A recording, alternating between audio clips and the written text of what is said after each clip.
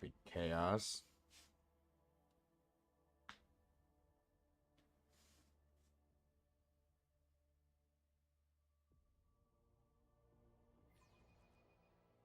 Let us purge your enemies, rogue trader.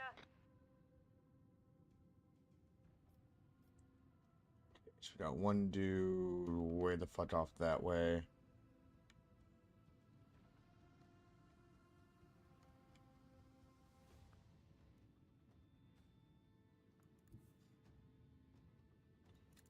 Two this way. See how much of this we can clear real fast.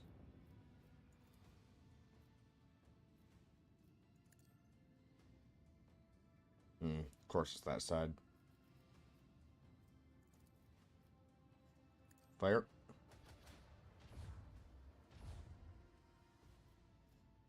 One more time.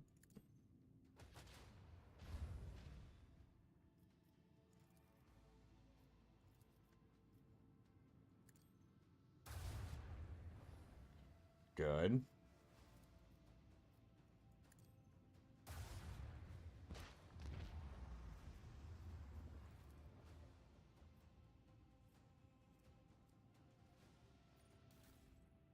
What?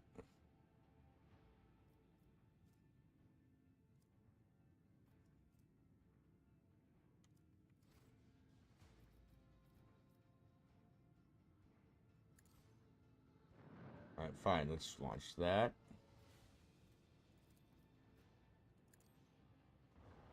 Do a turn.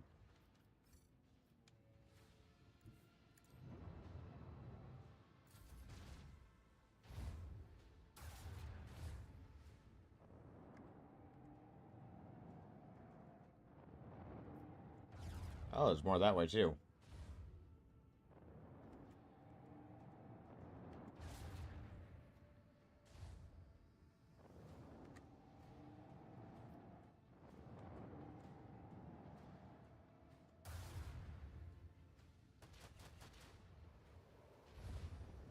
Very good.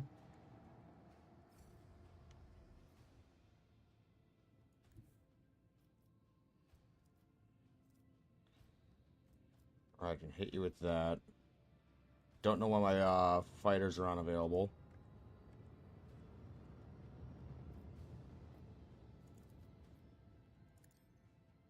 Nail him.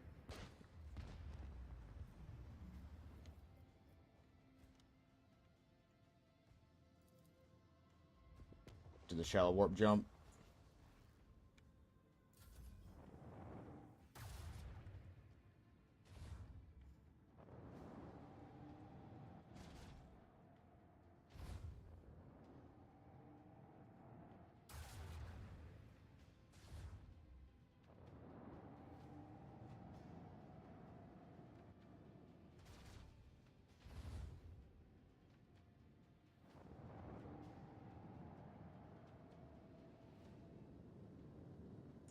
Alright, come on.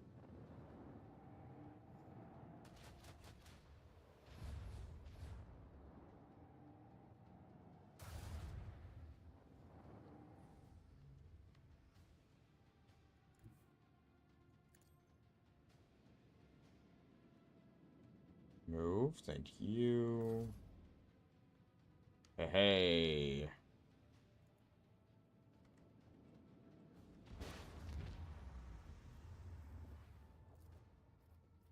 Alright, now they're available.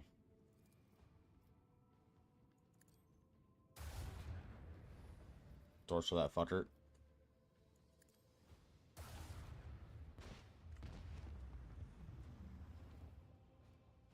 Where are you at? You're down this way.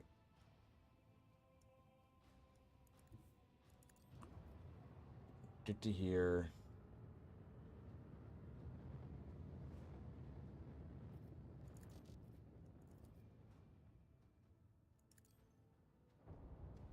Pop you out.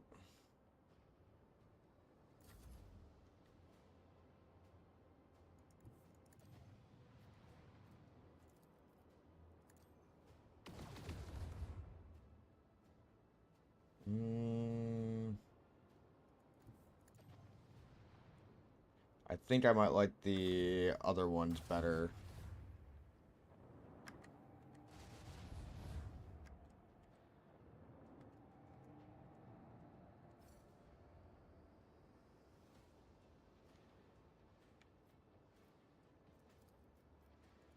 Fuck you.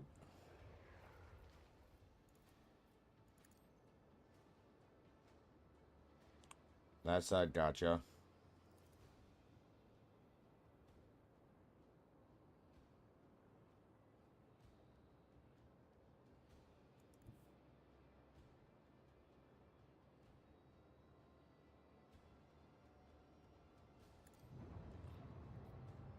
Hope that gets me in range.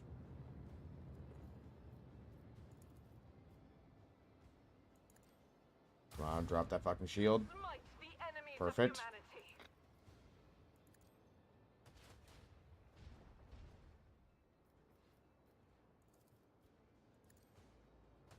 Come on. For the glory Good of shit. the Imperium.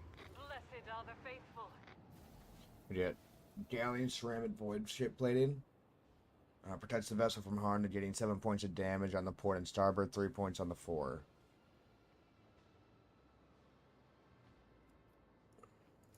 Yeah, we'll do an upgrade.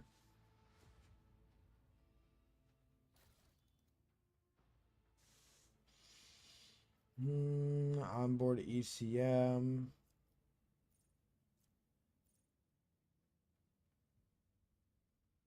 Has to be level 8.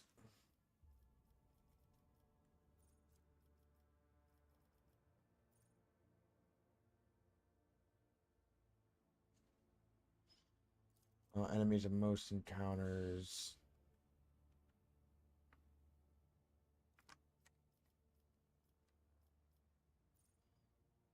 Set more scrap from destroyed ships.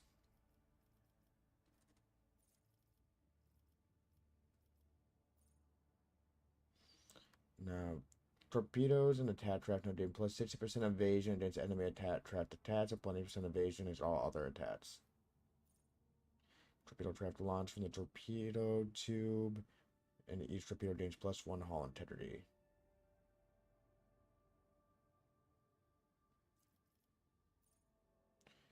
Using post abilities, there's 20% chance its cooldown will be 1 round shorter.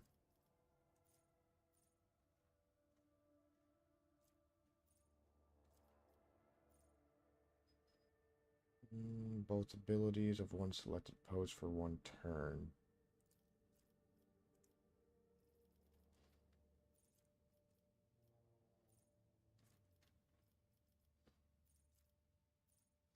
Restart shields now inflicting -2 speed reduction and no firing range penalty. For the void ship, 50% less scrap.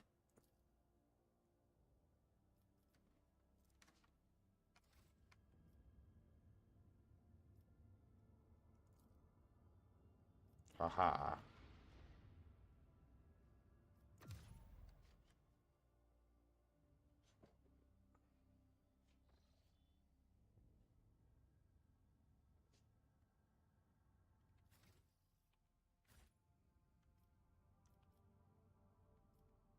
Okay, so we need to go to the feudal world still.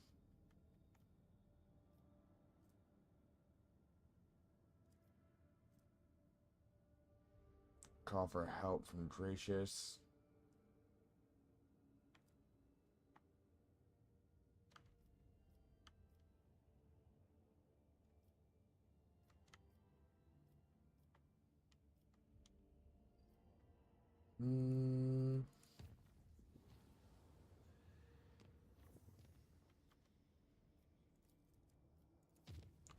Alright, keep jumping this way.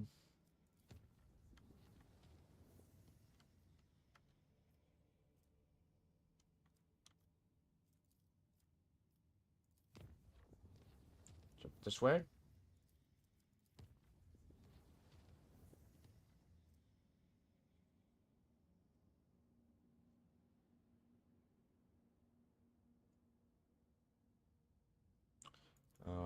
Jump over to here. Yeah, so I want to reduce this one right here to save. Perfect.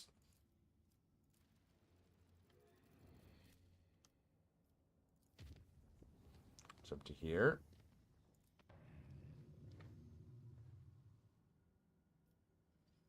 All right.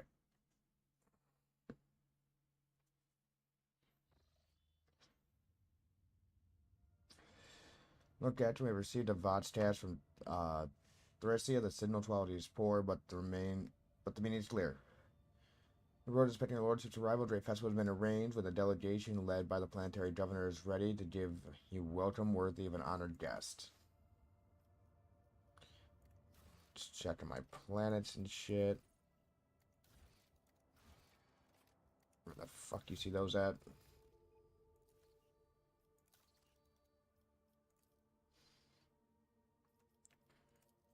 We got the Reaping, which profit factor +1.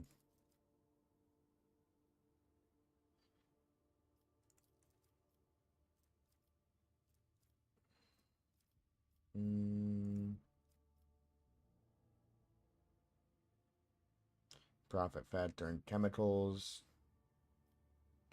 That just blots Dart Sages.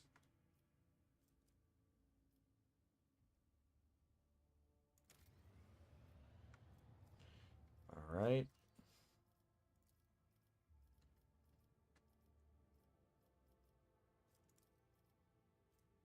Placency, efficiency.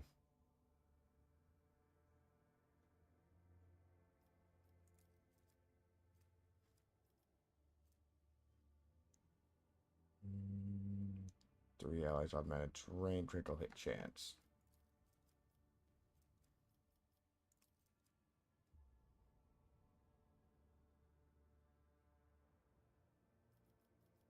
Need one mechanism.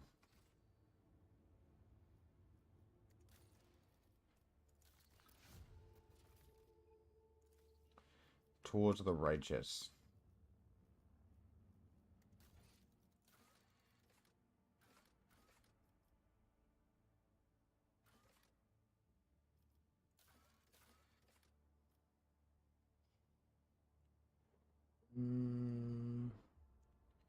Basic prolonged campaign to weed out the blasphemous elements. You will pay a generous price for formidable steel giants of TVA Gamma vested in only armor and armed with the Empire's righteous fury.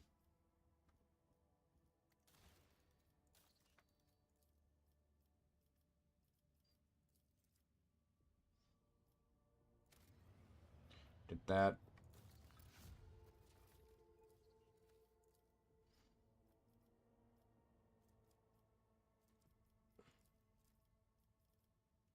Extract the Metallica. Rotate mechanisms.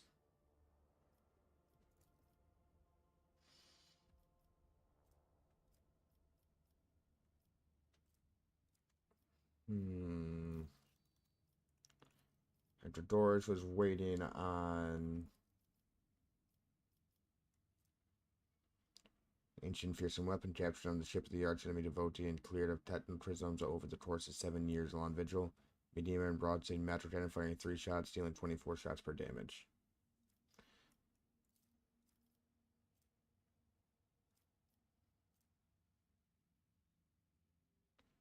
Filth of Expense.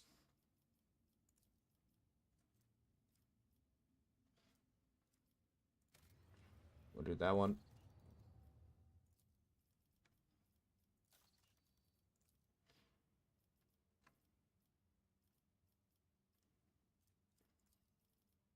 Just 49 mechanisms. Alright.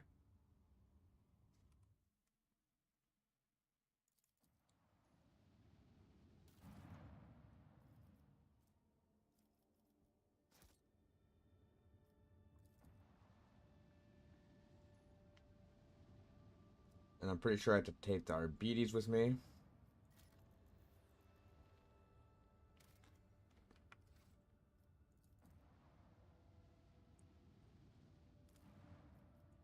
Begin stand. Major lifeless rocks and lava lakes. The ship's augurs have detected something resembling buildings. There is something off with their outlines. but their presence in and of itself suggests there may be something valuable to uncover among the ruins. Send scouting team. Scouts are able to discern symbols of the Imperium on the buildings that formed and fused together by high temperatures.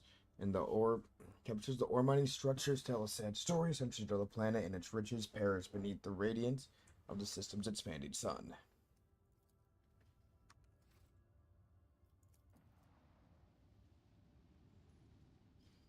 Mm, 62 profit factor, not too bad.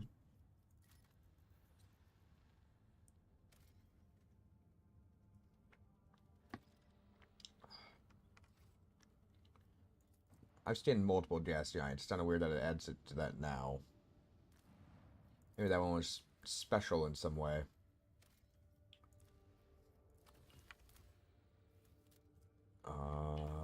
Boop. You.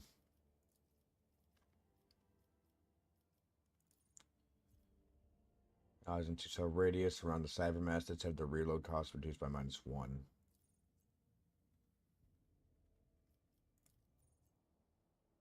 Ally ignores stats of opportunity.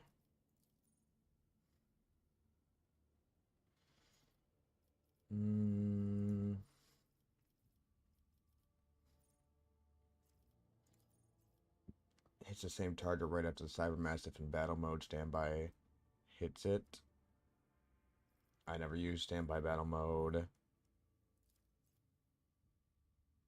See, his ability in combat is -1 AP. Yes.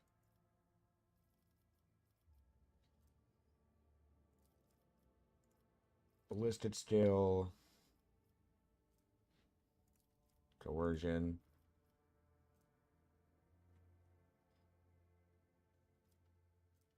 Overseas overcharge their familiar gains plus 30% to his characteristics for 1 round.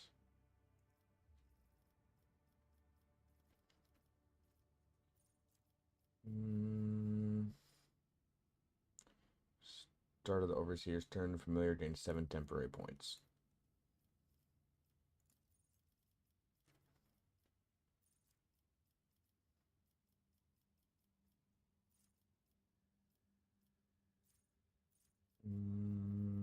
Ballistic still.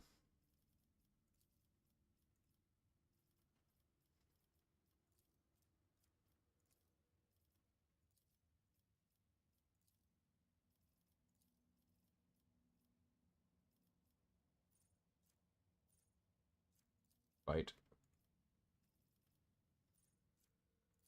Auto Medicae.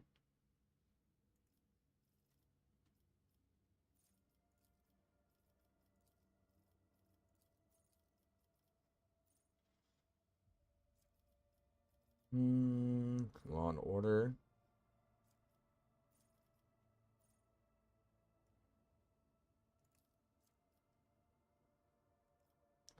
The fact you don't have that is weird.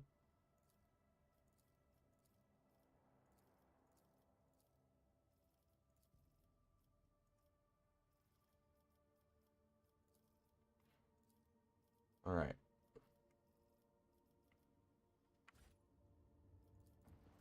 I hope I don't have to take them down to the planets. I let my current team set up, but if I do, I do. Yep, I do. How are you like a level ahead of everyone else?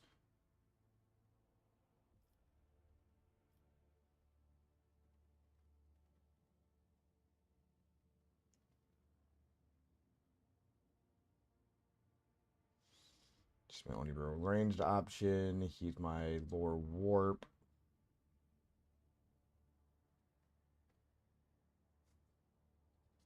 Also my buffer.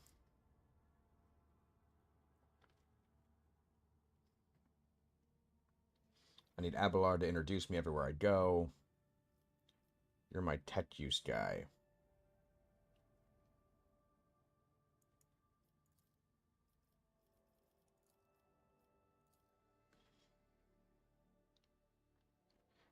It's a feudal lord. It's a feudal world. I don't think I'll need him.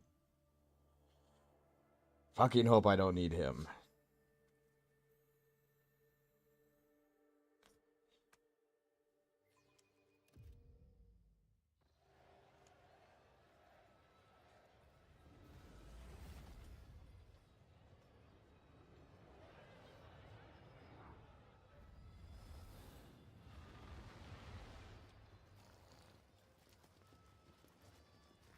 I want your donkeys. I want your horses.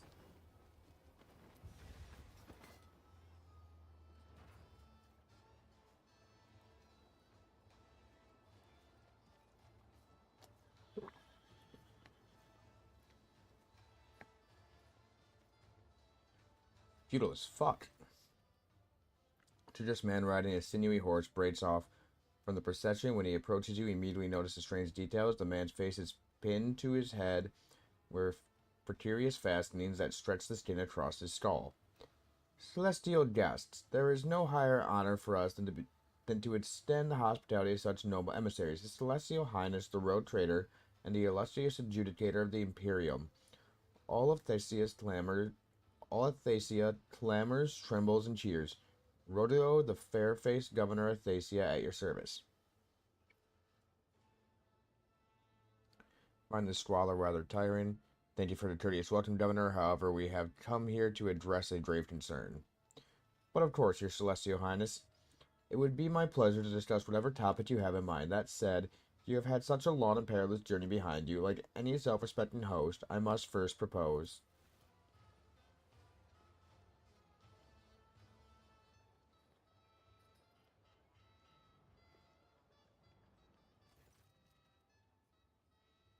Bluff the court fool. A small figure steps out of the rider's shadow, dressed in the motley attire of a court fool and wearing a sneering mask. My name is Bluff. I am Lord Bluffield Rodolo's good mood. I tickle his governors with well-spouted jests and itty-bitty gossips, and now I merely doff my cap at our celestial lords and ladies and hand them this here key to Thesia as a token of our boundless loyalty. The fool bows and offers you this gift.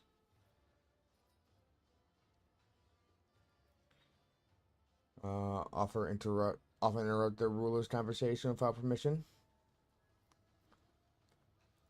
Thank you, Bluff.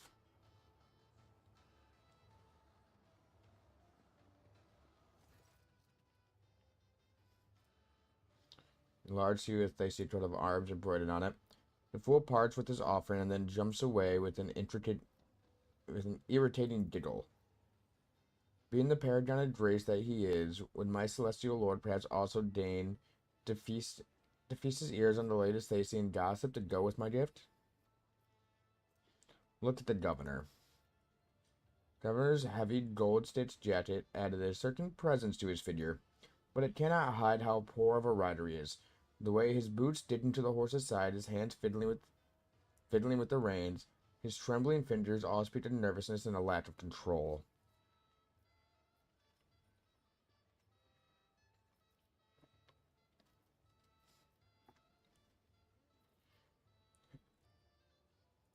Goddamn. Enough. According to the data protocol Talat Sigma UX 11-4, this MU-class planet type feudal planet's Astamir rating reflects a strategic value to the Imperium and in the form of an alphabetical code that ranges from A0 to Z1000. Rating E874 has an assigned tithe grade of Salat Extremist. Latitude exact extremis. The harsh of attacks burden. Has to provide its due, tithe amount in full. You have violated the lets and are hereby under investigation. You are to present all related custom reports and shipping manifests immediately. The Prata's voice carries no emotion, and Delatio silently bares his teeth, completing the image of the implacable hand of justice that has arrived on Thesia. I'm most flattered by your attention, esteemed judicator, and by your opportunity to serve the Imperium with even greater dedication than before. Speaking of dedication, we are already conducting a thorough inspection to see which scribe it was that bundled the tithe calculation. Fear not, the scoundrel shall soon be. Excuses are a hallmark of the guilty. Do not make your situation worse, Governor. Rudyard claps his hands together and says meekly, "Of course, Master Judicator. I'll provide you with all the documents as soon as our internal review is complete. I assure you it won't take long, and the report itself will be exhaustive." I believe there was something else the esteemed governor wished to say.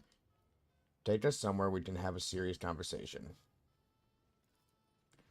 "Well, in that case, please proceed to the castle. All of Thacia has been awaiting your arrival, busily preparing the finest dishes and entertainments in your honor. So I fear it may be challenging for you to avoid attention. Let us have a court lady accompany you." "I'd rather you not." A thin woman emerges from the torchlight, looking at you with a mixture of fear and awe. Her diminutive figure is practically drowning in her velvet and silk dress, and a repleasant necklace of blue stone adorns her neck. "Maeve, my celestial lord, at your service." Solomon leans closer and says in a lowered voice, "Based on my experience, I would say we have been assigned a spy under the pretense of generosity, but this is a good thing. We will use this young woman as our source of information about the world. For now, it would be wise to play along and question her thoroughly once we are away from prying ears. Just pretend that you are giving a good friend a tour of the place." May smiles sheepishly. "I'm afraid that is easier said than done, my celestial lord. It would be like trying to imagine a mighty sun as a tiny ember, but I will do my best not to anger you by acting too nervous."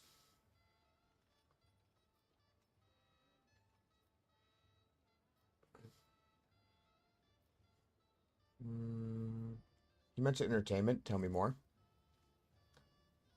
"Talda the Scorched is hosting a public trial for a few guilty wretches today. I also overheard the Council of Thacia's nobility are preparing a special gift for you. Besides those, our mechanical orchestra, the only one in Thacia, will be playing all evening. And of course, you will also get to see the crowning jewel of Lord Robilius' collection, his maimed metal harnessed beast." Maimed metal harnessed beasts. Little beasties like to play. People are their favorite prey.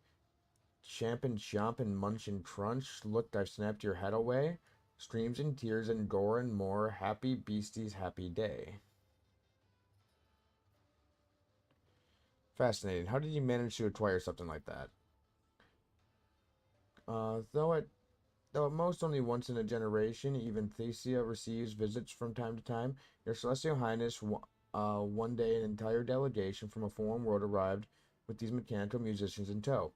We were immediately smitten with them. Sadly, our performers have now fallen in a sorry state. Thessia's humid air makes their preservation difficult.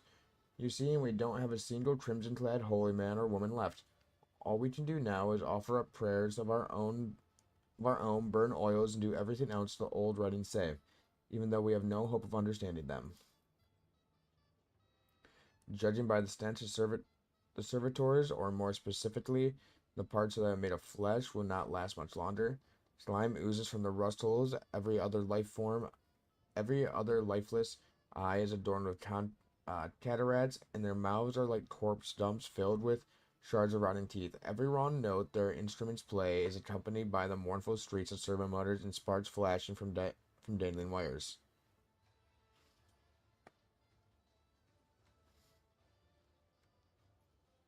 Your base entertainment, the sooner we... Very well, I'd like to see what this place has to offer. I can tell by the way I'm hearing that our executioner has already lit up the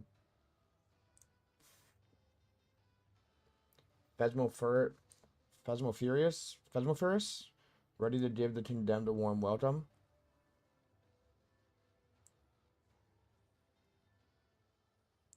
Phasmophorus? Which means the governor's official whisper collector, that's me, has a whole lot of important business to get to. And so I must leave you now, good sir and ladies, lest I miss out on a hot batch of juicy tales. Terribly pleased to meet you all, honored judicator. Bluff grabs Solomon's hand and gives it a vigorous shake. "I don't trust this fucker."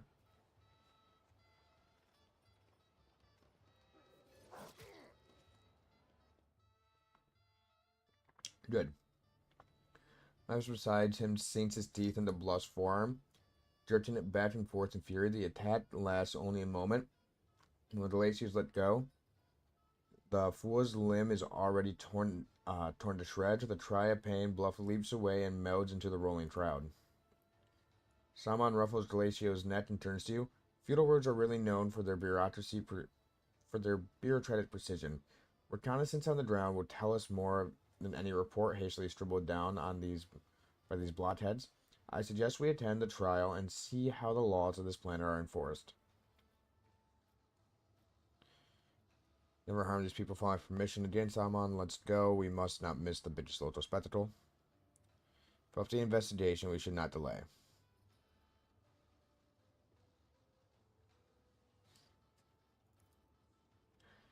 Pleased to see that you prefer to continue our mission over the idle pastimes of this world. So, Celestial Lord, your coming is a historic event to these people. They will be watching your every step, and your attention and your actions may well transform their lives on this underdeveloped world.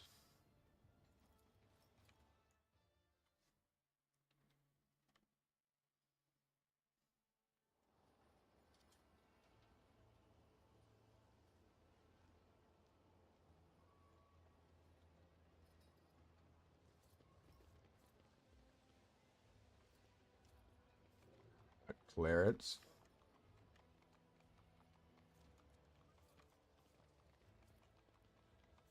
What's this? Council of Fates. Let these footsteps enlighten all who walk in the footsteps. He holdeth the key, permits none, and is most faithful to charge their fates. Alright.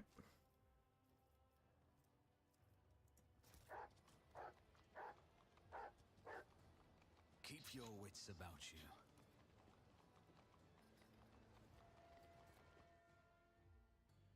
It is Lure Imperium should be the thing we need most here. It's probably loot. Oh, it's a peculiar thing. Shit, I forgot about this.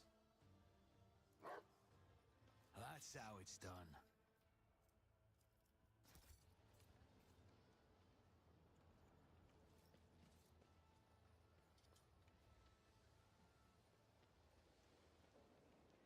Let us not dawdle. Check this out. Come back down here.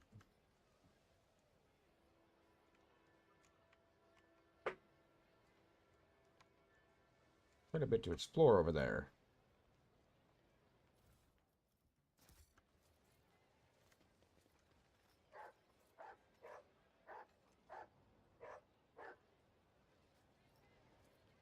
More goods. But there's a lot of shit all over the place.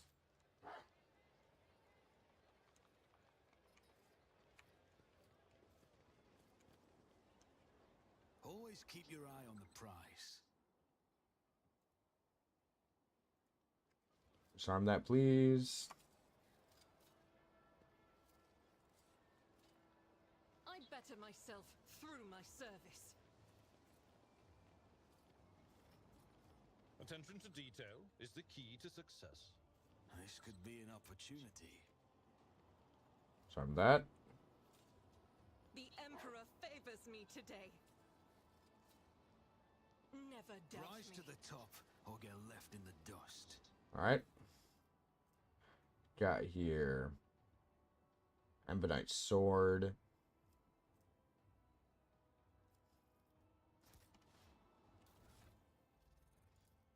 Anyone would use that, it'd be you.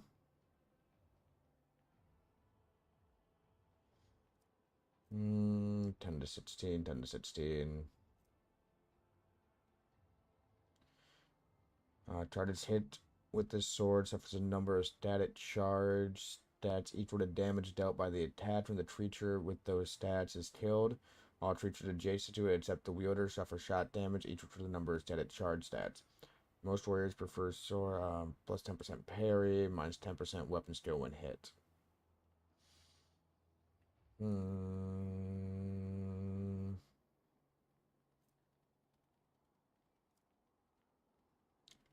That's not bad at all.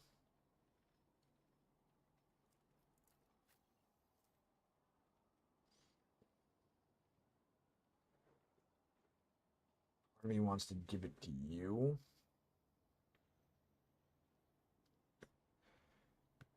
But at the same time, those stats so much fucking bleed.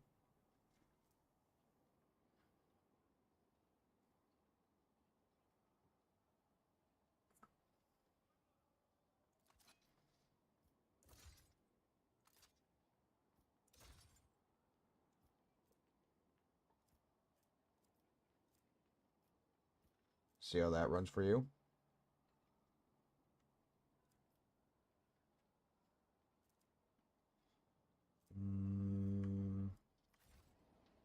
So let's just straight up have base damage bleeding.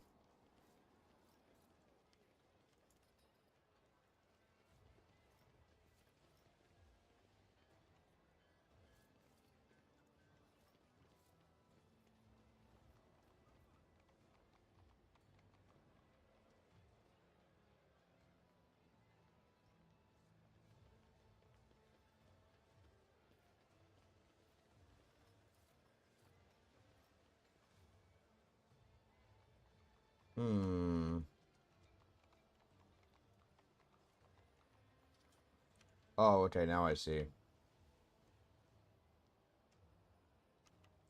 Go down there, then you climb up that way. Gotcha.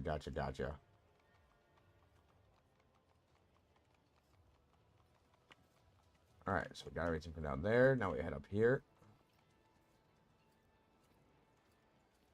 Like that way already.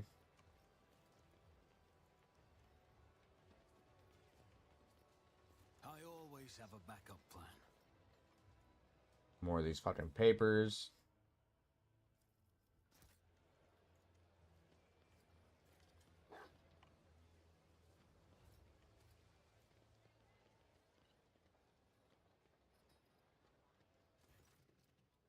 As you approach Noah's bow gracefully, on his face are wrapped tightly.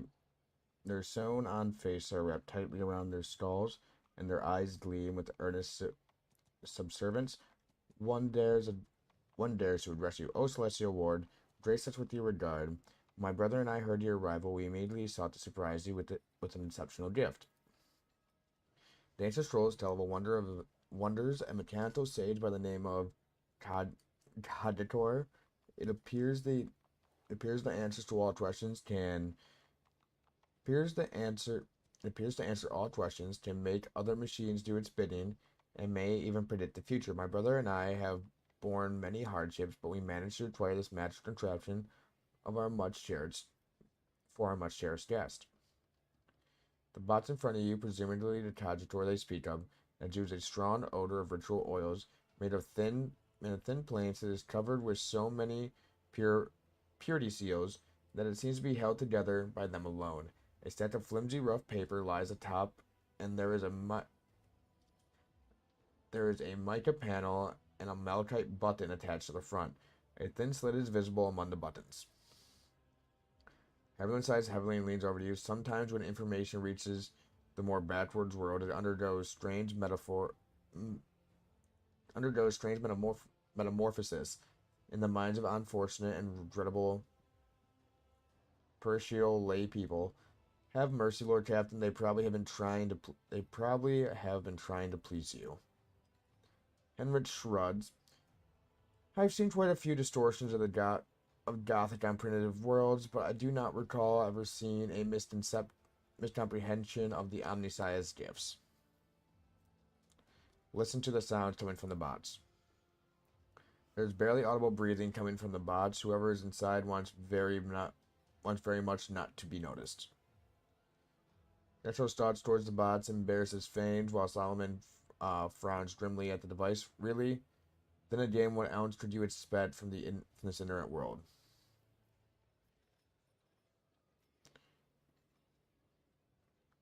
Unseal the bots and let the poor soul out at once.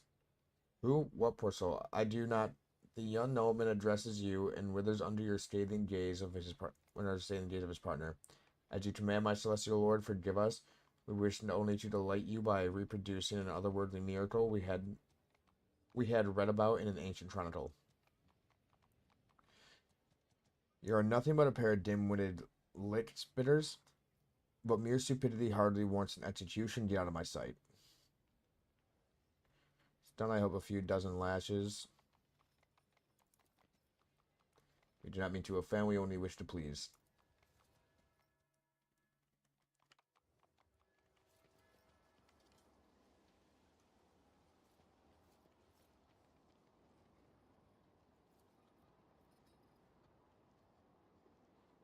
Oof.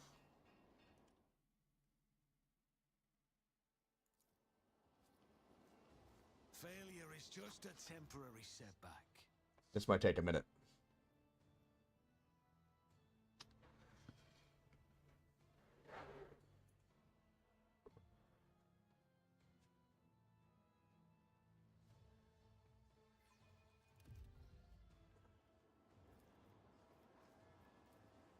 Ooh.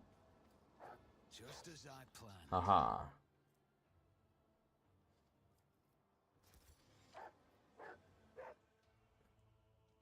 Now what does this do?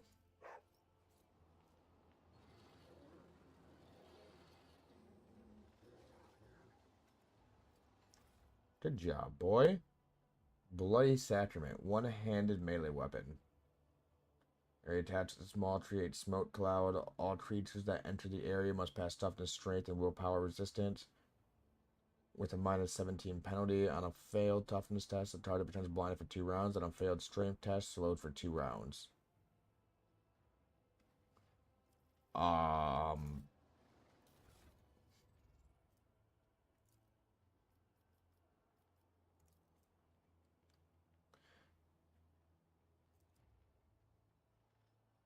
Disturbed for 2 rounds on a willpower. Okay, that does how much? 15 to 17? 15 to 19.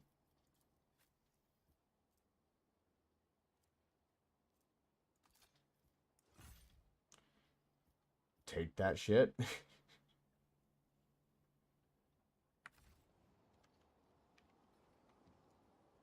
Keep your wits about you.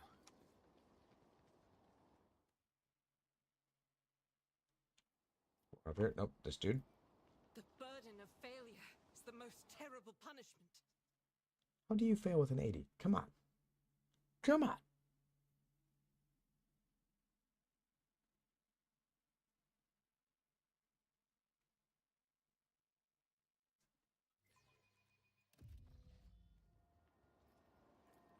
I better myself through my service. Something managed to forge shells and casings. They do not belong on a feudal world. But there's no doubt what they are. Okay, so they're making guns.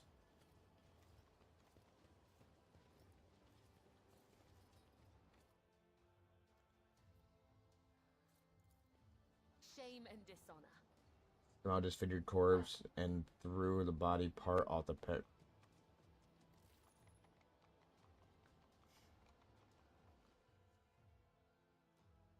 Nah, I'm assuming he got fucking blasted by a gun.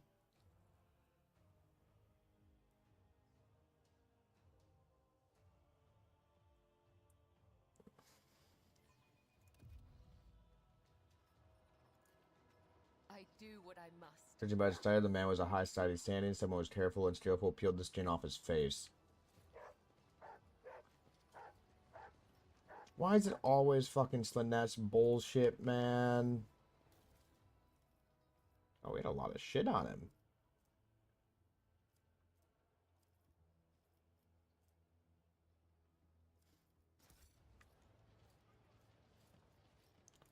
Open the gate. Experience?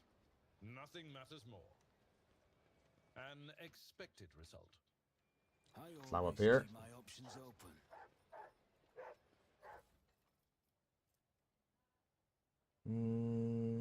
Enemies affected by relayed sacred powers must pass an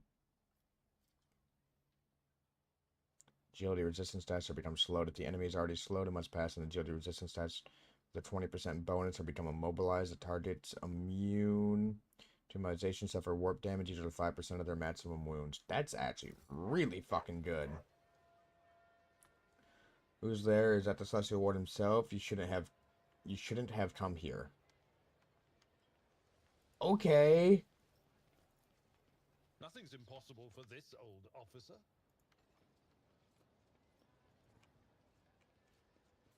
Let us not dawdle. I have so many questions right now.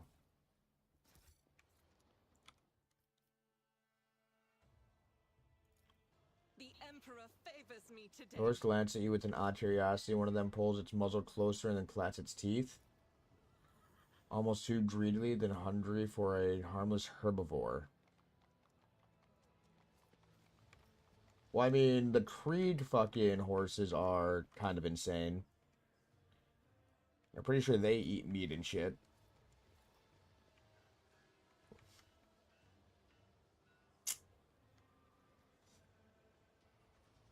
Yeah, I don't like that. I don't like how you have a bunch of bismium, I think, grows like that. If I'm saying the word right.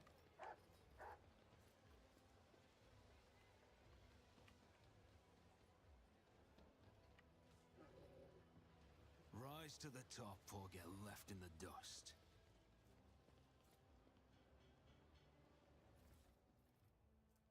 Cyber Mastiff deals 100%, 150 more damage. Whenever its protected ally dodges or parries an attack, the Cyber Mastiff gains plus 12 temporary wounds and deals 8% more damage for 1 round. Does not stat. Protect. Can be used multiple times per round, but each subsequent use in a round increases its cost by plus 1 AP.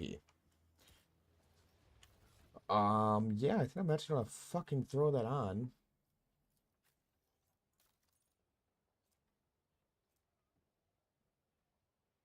Mm,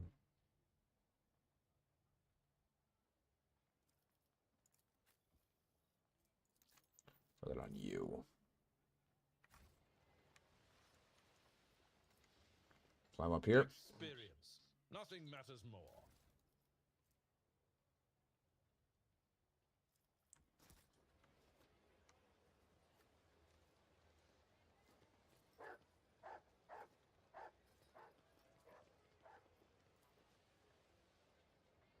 Judging by the deep scratches that use the makeshift bridge here. This is a piece of iron sturdy enough, but it's woefully short for a bridge. Reach the other side of the roof, but it's unlikely to hold a person's weight.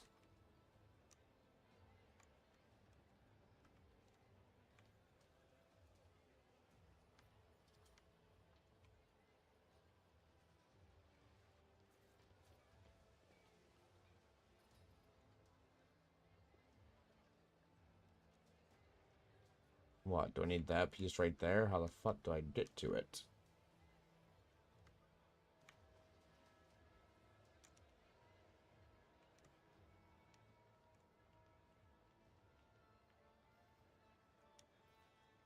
Hmm.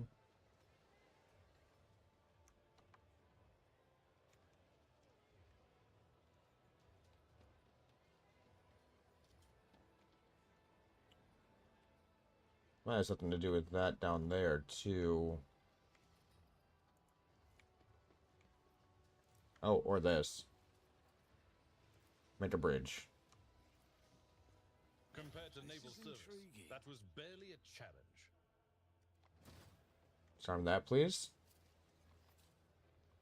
Duty prevails. I'm not injured. Ow. Reached. Assault armor. Whenever the wearer starts their turn with no enemies in a 3-cell radius, they gain plus 4 MP and do not provoke attacks of opportunity this turn. Base armor plus 10% armor if the wearer starts their turn with at least one enemy within a 3-cell radius.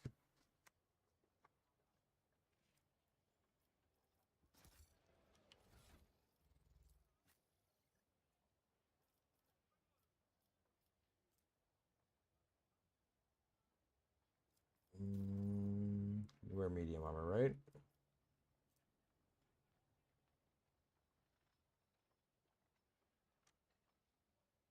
Alright, that's worse than what you're currently wearing. Gotcha.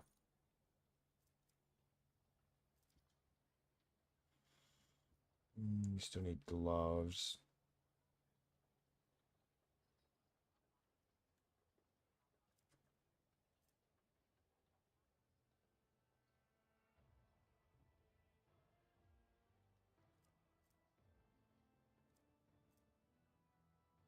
Plus 10 ballistic skill. That'd pad you out a little bit.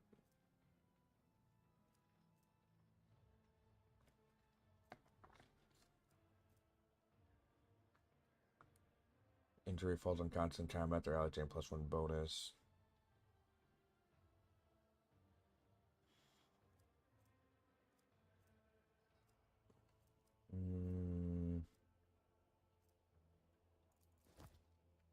I'll throw those on for an actually.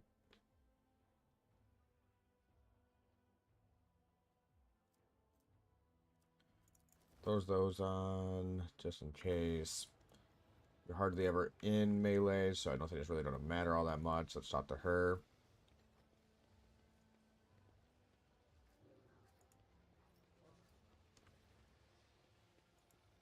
I always have a backup plan.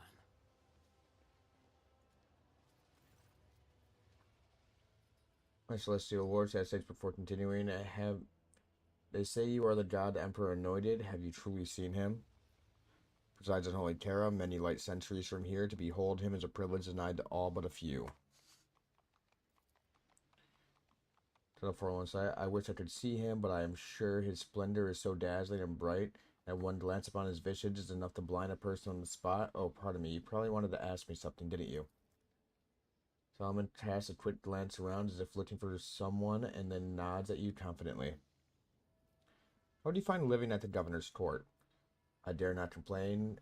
My Celestial Lord, lesser nobles such as myself sometimes receive punishment for angering our lords, but that is good. In a way, I think it makes me cleaner and brighter on the inside. It helps me to better serve the God Emperor, the holder of the key to all destinies. Maeve makes the sign of the Aquila and turns a reverent gaze upon you. Holder of the key of all destinies. Why? Forgive me if I've said something wrong, my lord. Peter Antioch said that the God Emperor holds the key to all destinies, in a celestial hand. He himself sits at the very top of the great tower of humankind. From there, gazing out upon the worlds and stars of his domain, he sees all, knows all, and bloody tears roll down his cheeks when he reads our shameful thoughts and deeds in the annals of our lives. But those who strive, who do not let the seed of evil into their hearts, will be rewarded with a new destiny, a new life, higher and better than one before. With a turn of his key, he unlocks the dungeon of their souls. I live in hope that one day he will come to my door. Maeve smiles in one sad, resonated. Maeve's smile is one of sad resignation. How fascinating. And what are you going to do to get a better destiny? I can hope, pray earnestly, try to be virtuous and diligent, and if I manage to please the Celestial Lord, then maybe, just maybe, the Emperor will take notice.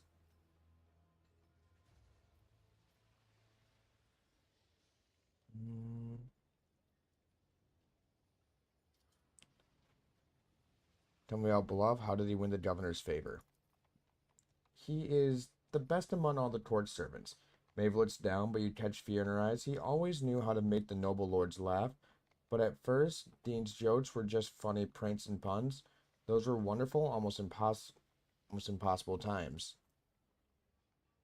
He changed, didn't he? Yes, he seemed to retreat into himself all of a sudden. He started snapping back at people, saying sarcastic, scathing things. His jokes were simple before, but now there's always a nasty bite to them. And he started exploding at every little thing, and according me about my own brother. Having said all this, she freezes in fear, turning white as a sheet. Apologies for my lack of restraint. For a brief moment, a deep wrinkle cuts across Solomon's forehead. So your brother is not his usual self. This world is a tangled web indeed. Why did the God Emperor lock people in a dungeon? Why? Okay. In the time of darkness, God Emperor walled up the tower of humankind against fiends and monsters to keep it safe from evil. But evil had already planted its seed in thousands upon thousands of human souls. He locked them in a dungeon on the tower so that it might first eradicate the evil in their thoughts. All their lives we atone for our transgressions against the God Emperor, and after death he returns to his judgment, but that we return to his judgment. But that is our burden to bear, my lord. When I see you and realize that before me stands his anointed one blessed by his own godly hand, there's no one happier than I.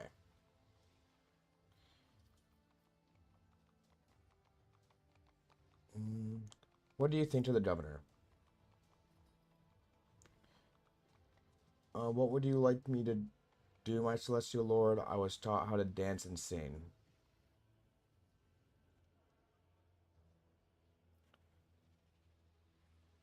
You're boring me.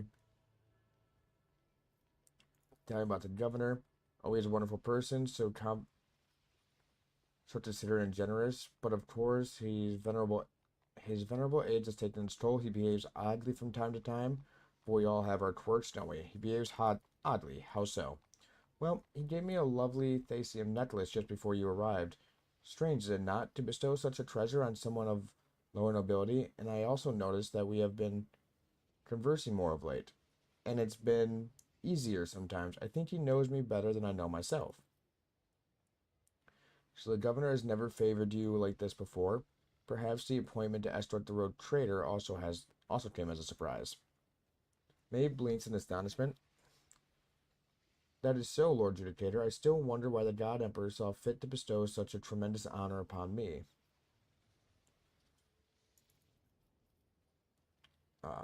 Sing me your favorite song. Min nods apprehensively, then closes her eyes and begins with great care. She sings a passage from a local hymn about how the Emperor, who holds the key to all destinies, locked the heavens against invisible monsters and enemies of humankind. Her voice, though trembling with nerves, surprisingly pleasant to listen to. What song is that?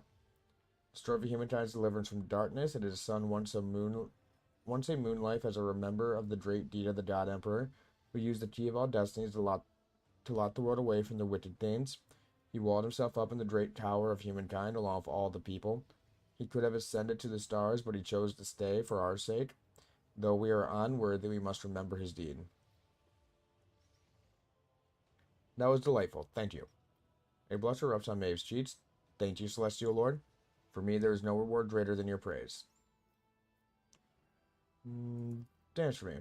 It closes her eyes, and as if listening to music only she can hear, begins to sway. Her dance is made up of simple movement, but there's grace and ease with which she performs them adds to their charm. When she comes to a stop before you in a final curtsy, her cheeks are flushed. I hope this humble dance was worthy of your eyes, Celestial Lord. Teach me to dance. Let me give it a try. She smiles cheerfully. The movements are simple. Watch, you put this foot here and you stretch your arms out like this. Try and get these people on my side, so that way if something does fucking happen, it's easy.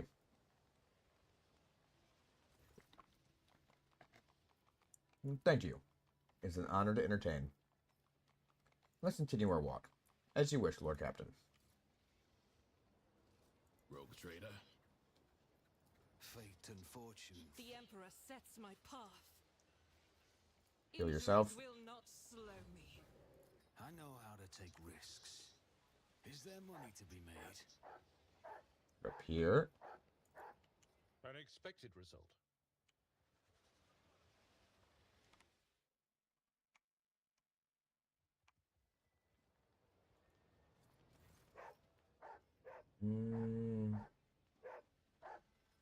Oddments are just as rusty as if in sore need of service, but the creature looks far worse than the rest.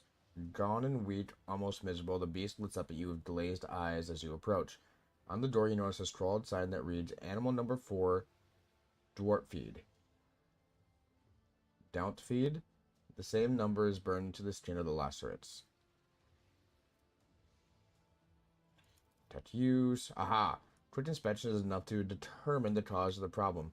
Some of the lacerates' oddments are clearly not working correctly. The muscles near the energy conduit are twitching, as if the machine spirit isn't in their fury were torturing the beast. It is surprising that only this lacerate shows such signs of torment, considering the poor state of the oddments of all the cyber beasts here. I have seen Glacio convulse like that when his oddments were malfunctioning. Sarban says, then adds with sudden anger, I doubt the local halfwits have the first clue about maintaining implants.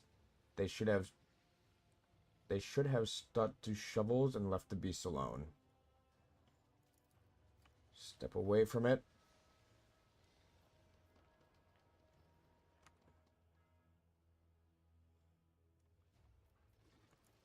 Examine them. Salvation profusely lacerates, watch the food disappear into people's throats.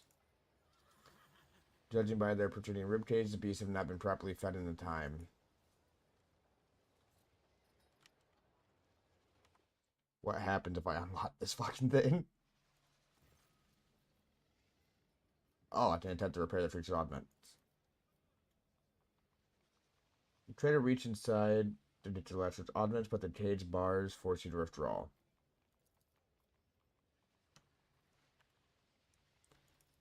Boop. I should have brought Pasquale.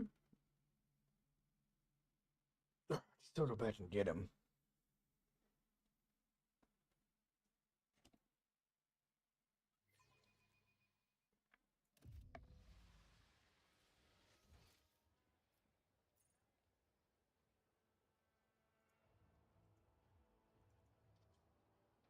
Down this way.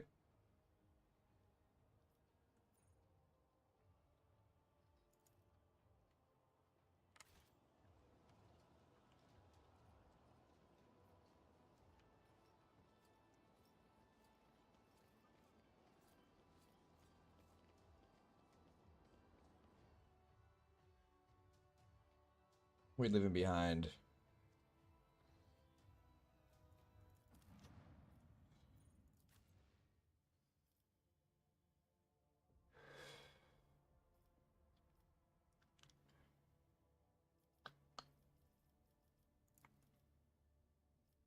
Sorry, Everlord, we're actually needing him a bit more than I thought we would.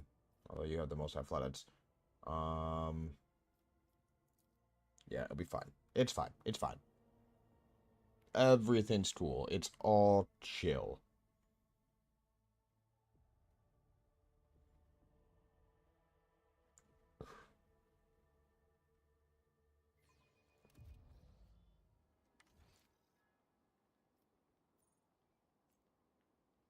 Keep your wits about you. Head up to here.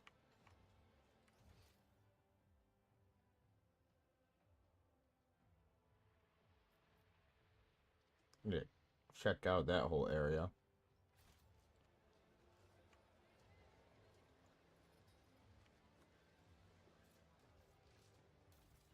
Don't mind me as I take all your shit. If you please, just such a lord, everything is free on this festival day. Free or not, I'm taking it. Okay, now this. Unlock the cage.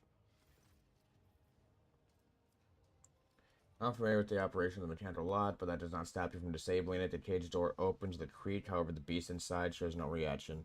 Attempt to repair the creature's augments. Find the issue and fix it with ease. One of the circuits was broken, possibly damaged in a fight with the other beasts. When you are done with the repairs, you are hit with a realization that there is now nothing standing between you and this huge predator. With a flash of its visors, the beast begins to turn slowly towards the exit. For a brief moment, you find yourself only a meter away from a monstrosity whose jaws could snap a person in two. It hisses in your face. Suddenly, you see something moving out of the corner of your eye. A whirl of skirts, a frail figure with a small shriek. May throws herself between you and the snarling beast. Off with you! Get away from my lord!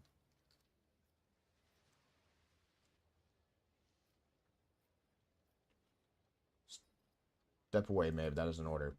The young woman casts a desperate glance at you and as if on the verge of saying something, but never musters his courage to protest. She meekly steps aside. Silent duel with the latchwitch lasts only a moment, but feels like an eternity. Finally, with a begrudging snarl, the beast dashes away without laying even a claw on its liberator.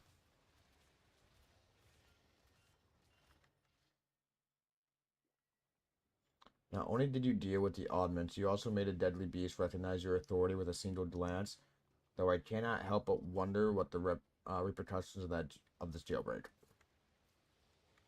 Hopefully nothing too major.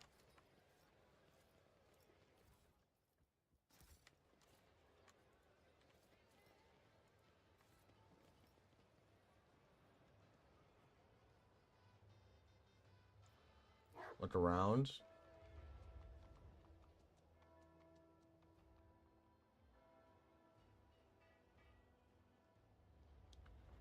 Sorry, we're just about to head over into the slum area.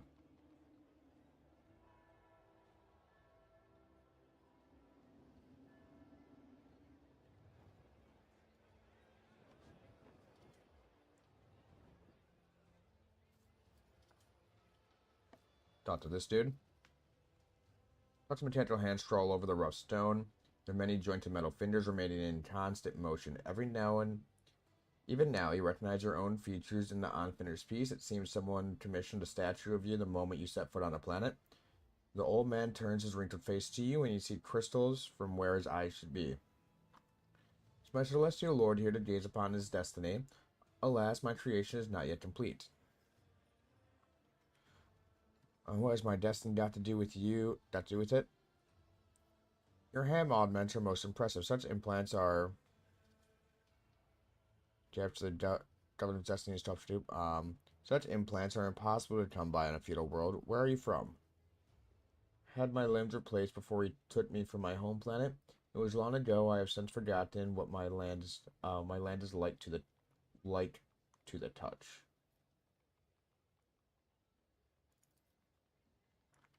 The sculptor's mechanical arms are pierced by sticky tubes.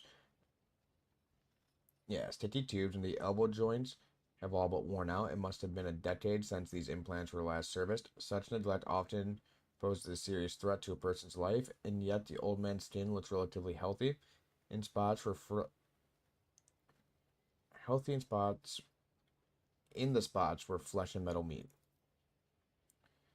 The man appears to belong to a rare variety of Scyther, a biomancer capable of recovering from otherwise deadly wounds and diseases. Yeah, he has that. What's my destiny got to do with it? When I sculpt your social highness, I see people's destinies and forms I create. The visions that come to me shape not only the stone, but the person's fate as well. Your image was indistinct when it appeared before me, and my work is not yet done. What do you wish to behold? These musings on destinies and fate remind me of a heretical cult that has been plaguing the Von Valchius domain of late. Your visions, sculptor, are whispers of the warp. Henrik glares ominously at the old man. I have passed through the halls of the black ship, my celestial lord. May be certain that my creations bear no evil will within them. Tell me, what do you wish to see shaped in the stone? All that I accomplished in the present, the glorious deeds of my future.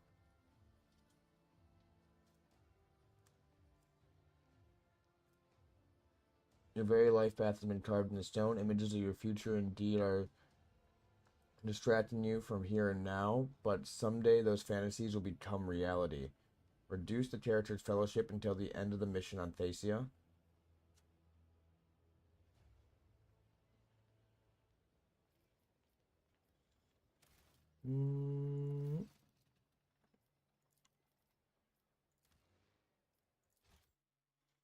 Let's see what the other one gives us.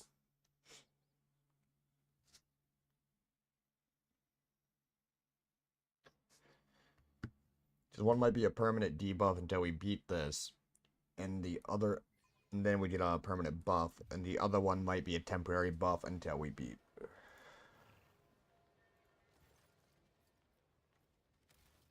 Shit.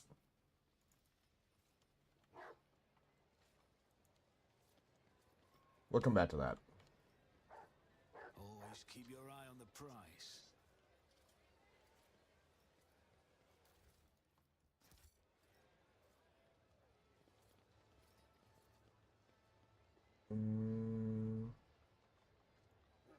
You.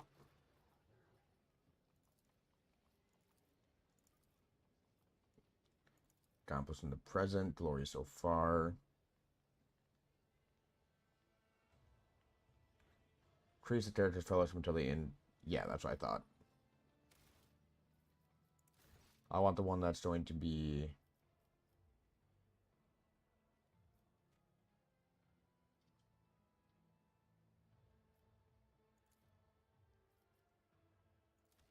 Load that one, actually, so when we go back, we have everything.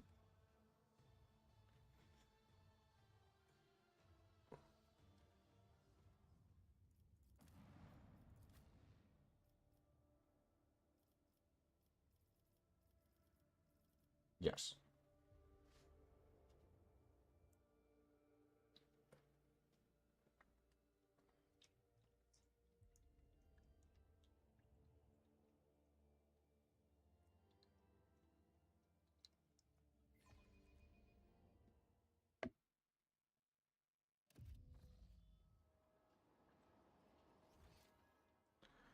Alright, up to here.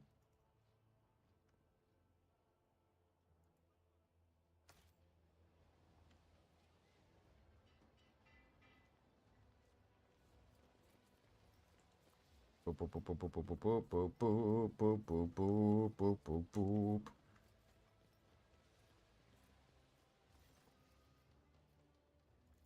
Bop.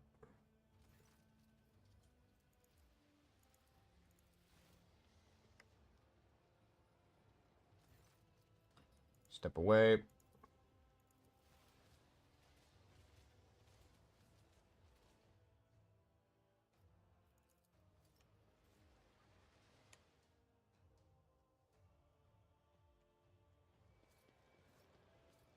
Grab that. Let us not dawdle. Talk to him.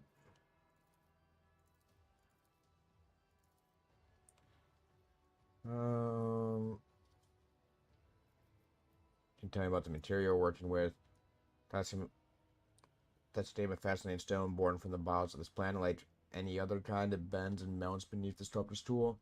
But for the sculptor to come to life, in earnest, they must put their very soul into it.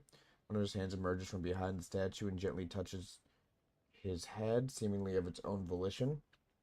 The soul, however, retains calluses the more the sculptor works, and mine has long since become covered in scabs. He carves his works using his sighted abilities he is cursed with, an astonishing application of warp powers. Frivolous application of warp powers. Most impressive. Already asked you about that.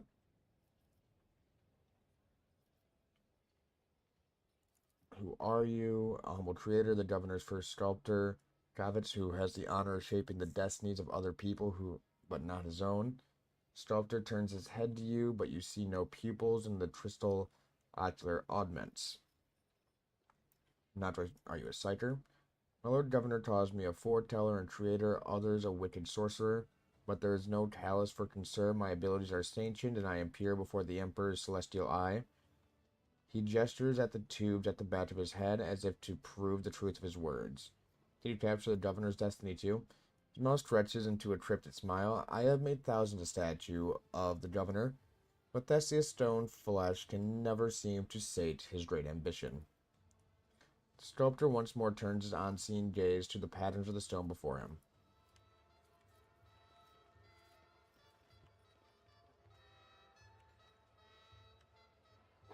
Rise to the top, or get left in the dust.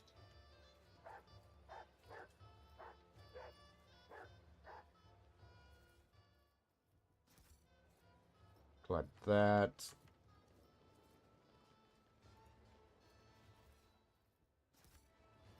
Plenty of holy gifts around.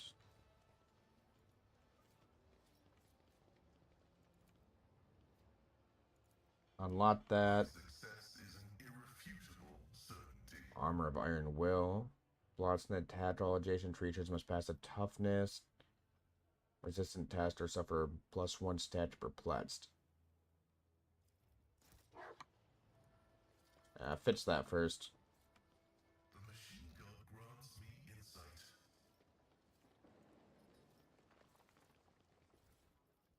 More loot.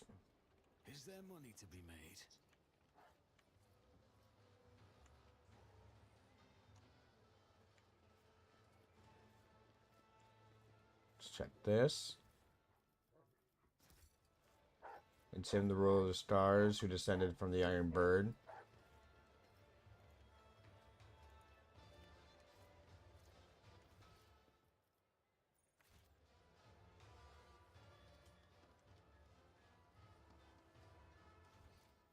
Fucking loot back here. Ah, cutscene. Oh, okay, for this. Oh, that's a big ass Iron Maiden. Okay.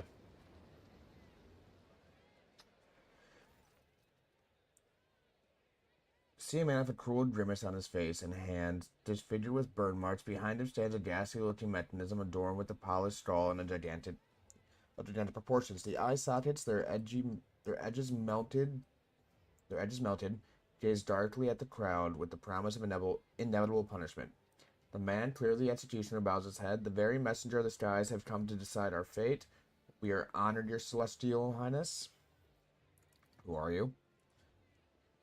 I am Taldo the Scorched, a slaughterman of the fifth generation and a humble disciple of the Iron Saint. You see before you, your celestial highness. Master Taldo knows no mercy, and his hand is unfailingly firm in the sacred cause of administrating justice. Mavis fearful to keep her posture straight, but her frightened gaze is deliberately averted from both the executioner and the mechanism behind him. What is that structure? The instrument of punishment is versification of the great Phasmophorius, the martyred, who accomplished the legendary feat of slaying 300 heretics. As is glorious tradition, all mutants who affront the Emperor's gaze are slain in the face of slaying the face of Thessia must enter the saint's iron embrace. Whenever justice is served, hundreds flock to the Phasmophorus, eager to witness the magnificent spectacle. You have just confessed that your semblance of justice serves not as a demonstration of lawful authority, but as a deterrence to your subjects, but as entertainment. Utters the last words discussed, as if there could be no follower profanity. Arcs an eyebrow as he gazes at the Iron Giant. This is one of those worlds where public execution forms part of the sacred edification of the crowd, and yet, from the description, it sounds like the people are not learning from what they see, but rather are perversely enjoying it instead. Who is inside right now? Another heretic who violated the holy law of Thessia, and since his body is already turned to ash, such will be the fate of his name as well. To be scattered in the winds, there is many that it may never again defile the lips of any who live upon our sacred world. Never again defile the lips. Maeve looks ready to faint. She seems both terrified and nauseated by the sacred rite that has drawn so many onlookers. The last accused of this for the day.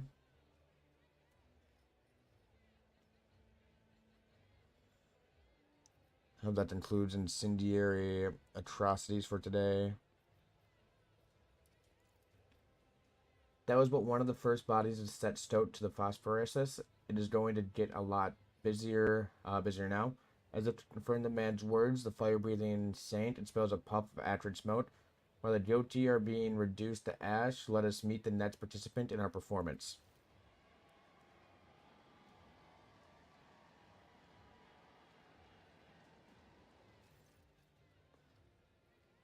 Two people, or something resembling people, are pushed onto the stage.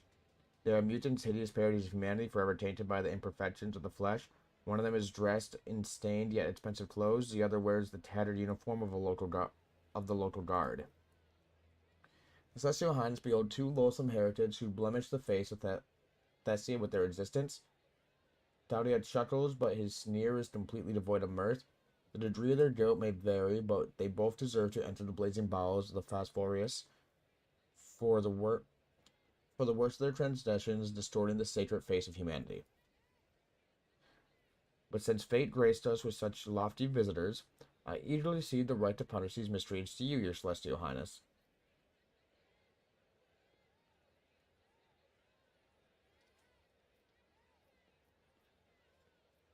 What do you mean by the degrees of their guilt may vary? fixes you with a fanatical stare. One of them, despite being one of the highest lords of Theseus, spat on the world's customs by refusing to alter his destiny. The other did not change his fate, even though he was just a lowborn wallowing in the mud. What in the Letz's name did I just hear? Simon raises his voice slightly, indicating that the unusual, impassive arbiter is profoundly indignant. I normally have no trouble passing judgment, but in this case, I don't even know where to start.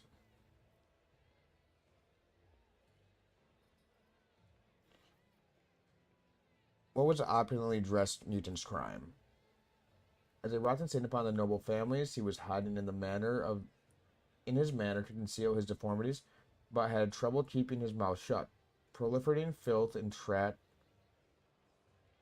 that he later sent out with his servants. He declared the choice of one's own fate to be slavery. He declared the choice of one's own fate to be slavery, cast auspiciously on the very tradition of the world, was insolent, swore profanely, condemned those who had chosen a new destiny. Luckily, he has no heirs, and today this cursed bloodline shall be put to rest once and for all. Rutsigard mutant moaned something. You noticed stitches on his disfigured face. The zealous servants were evidently in a hurry to silence the condemned man early and sewed his twisted mouth shut. What did the mutant in the guard's uniform do? A thief, a brigand, and a murderer? There is no way to list the crimes laid upon the freed's conscience. However, his willingness to change his destiny against all odds merits this mutant at least one honor. Despite his feeble-mindedness and simplicity, he had enough sense to obscure his countenance with hoods and helmets until he made his way from beggar to guard. It was not long before his excessive passions for fighting and stabbing gave him away. Fuck do you hide that arm?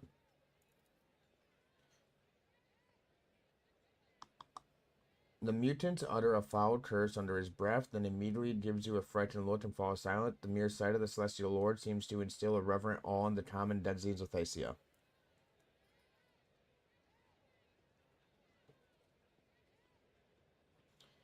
He praised the lowborn mutant despite the vicious acts he committed. They are both mutants, but they have thereby violated his law. Yet, when one finds a spark of nobility in an adjacent commoner, one cannot help but feel a drain of respect for them. This heretic may be low of birth, but he does not flout the values of Thesia the way the nobleman does, and thus honors our traditions and his will. Born into the rabble, he applied all his abilities and skills, defied the restraints placed upon him, and crushed those who stood in his path, all in order to forge a new destiny for himself. Freedom to change destiny. Solomon repeats slowly, with an undertone of utter disbelief at what he is hearing. Even you, a degenerate, should know that everyone has their place in the God Emperor's plan from birth, and that any attempt to change that is a violation of his will. What say you, Maeve? Maeve gazed darts fearfully around while visibly avoiding the doomed mutant. I am of too low birth to take on the burden of being a judge, my celestial lord. I'm ready to make my decision. The word of a distinguished guest is law. We are trembling with anticipation. Maeve seems to have reined in her emotions that were overtaking her, and she casts a timid glance at you as she awaits the verdict.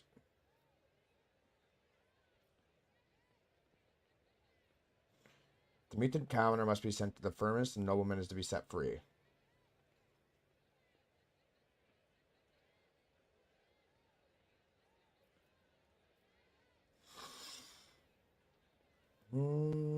Pretty sure the idea was they were going to both burn either way.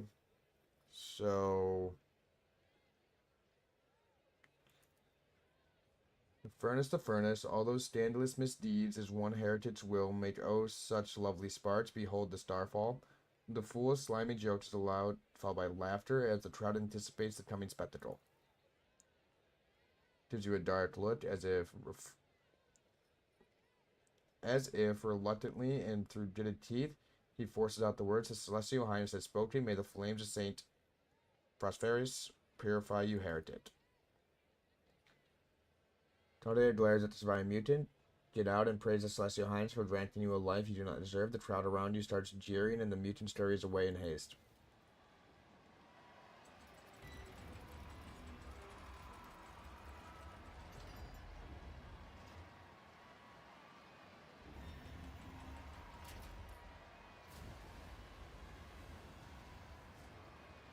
I want to say, I'm pretty sure one of them was supposed to disappear.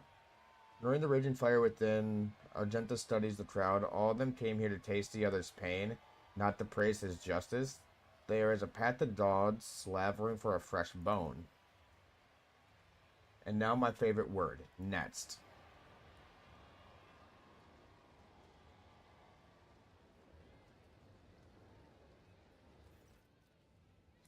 Pale bony creature, barely able to move his legs, enters the stage. In place of a mask, it turns a horrific medley of features towards the world. The ugliness, however, is nothing like that of the previous convicts. The thin, squirmily twisted mouth is fused to the cheekbone. Malice eyes peer into the crowd from under a hideous fold of skin. The face of this heretic appears to have melted and congealed. What happened to his face? Tharsian fever. You need not worry, Your Celestial Highness. It is not contagious. What is he guilty of?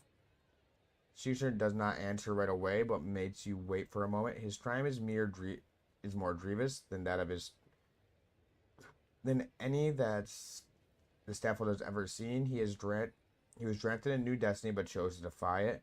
He turned away the greatest gift that can be offered to the loyal sons and daughters of Thessia. The wretched man's gaze drifts over the crowd until his piercing eyes meet yours. His head twitches and his face contorts to a monstrous grimace. Shut up before it gets in, he whispers in a sudden frenzy. I won't give up, I won't give up, I won't. Oh, no, why? We didn't come here for you to stay quiet. Squeal now, and squeal louder. The crowd takes up the fool's outburst and begins demanding more screams.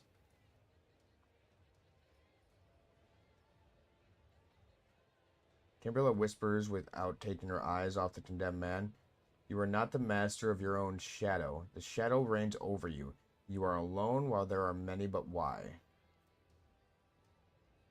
Where is that blasted court fool? You glance at the crowd and suddenly see the fool prancing and flittering around the gawkers, clearly trying not to be spotted by you.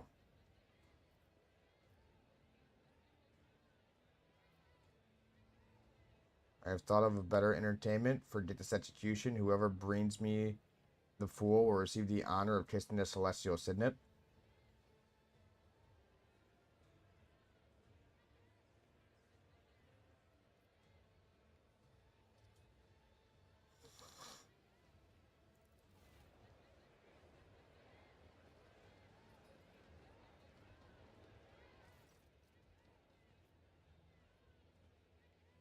Cheerful gloating rises above the crowd. Several pairs of hands grasp at the fool with the apparent intention of dragging him to the scaffold, but bluff proves to be too slippery.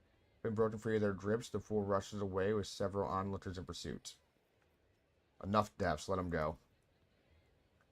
He opens his mouth to say something. The convict takes a step on his clumsy, spindly legs, and then another one. The face, pretty strong, shining. A gnawed claw points directly at you. Give it here. Give it to me now. Give it to me now instead of the one I bear. Take mine. It's not mine. Take it. Take it.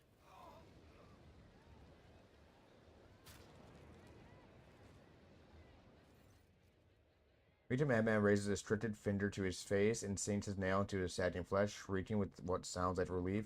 He tears off a piece of his cheek, then another, and then one more. Falling to his knees, he frantically stretches his own eyes out, smearing blood and clear ichor across his face before collapsing dead on the platform. A sudden rumble draws your attention like a rock fall tumbling down a slope. The thudding feet and mad screams overwhelm you. After a moment, you see the source of the commotion. A throng of mutants is charging straight at you.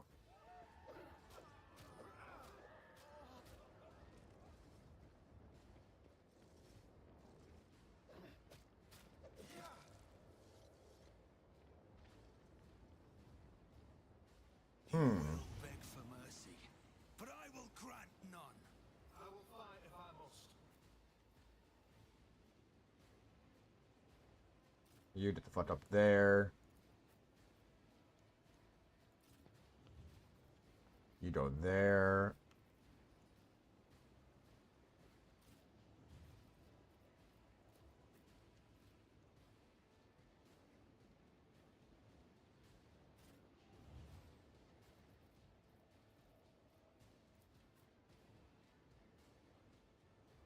I'll go over here.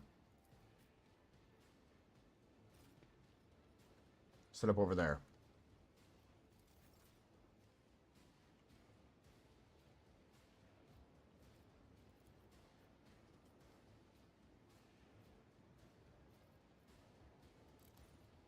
Switch over to this.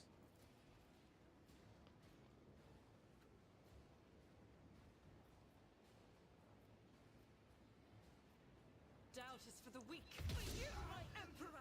Here are the feeble ones.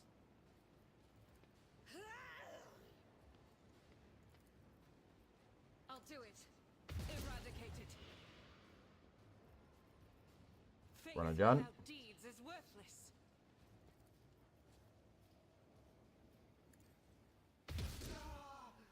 Good pop.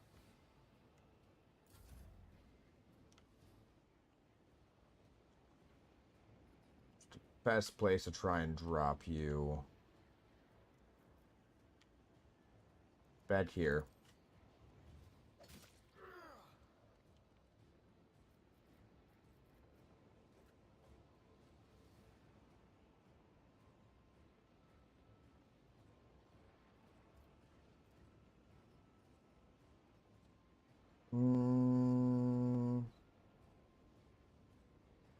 Sword equipped to choose. Has to be with swords. God fucking damn it.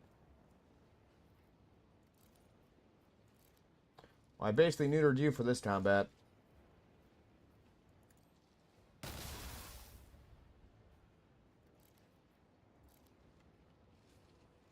That sucks, dude.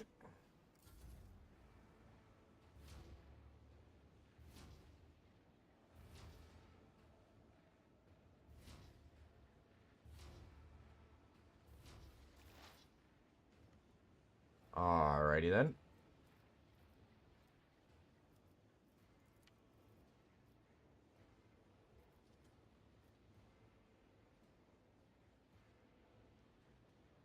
Throw that. Vow is to serve.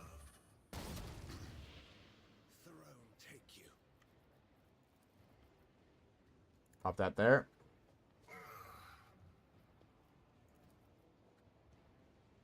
Running binary override. Very good. Each strike is a prayer. Just fucking offed himself.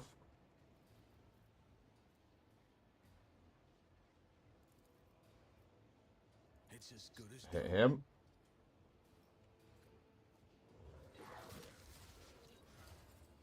I won't stand for it. One more time. Who, if not me?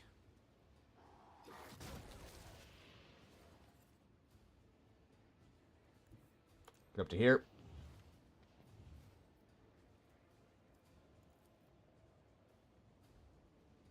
I'll see to it personally. Throw a fuck ton of bleed on them.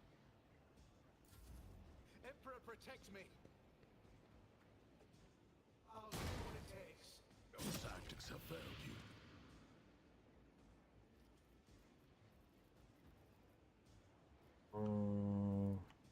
Buff yourself. For the throne's glory. Go up to I'll put here. my psychic abilities to use. But of course, Lord Captain. That. Now bum rush him. To it. Focus, Van Calux. Focus. That was a parry. Come on. Bitch.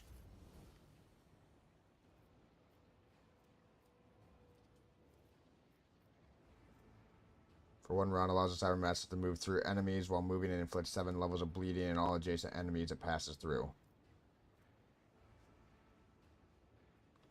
Advanced tracking. Let's test our skills, Glato.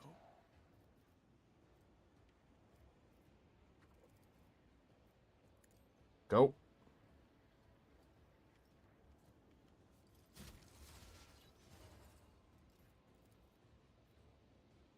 Alright, hit him again. We're undertaking this task.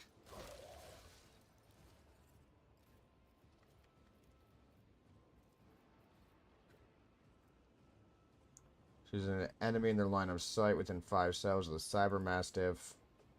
One of us would be enough.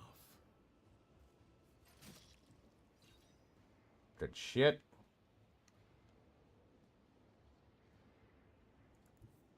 Mark Move the up. target.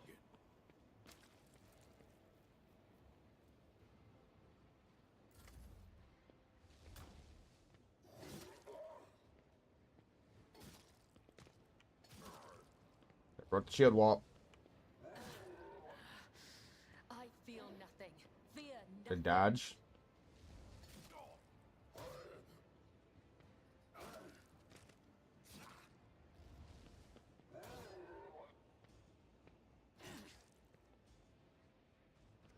Come on. There is only death. Yours or mine. Sincerely wish I had fucking swords on you right now.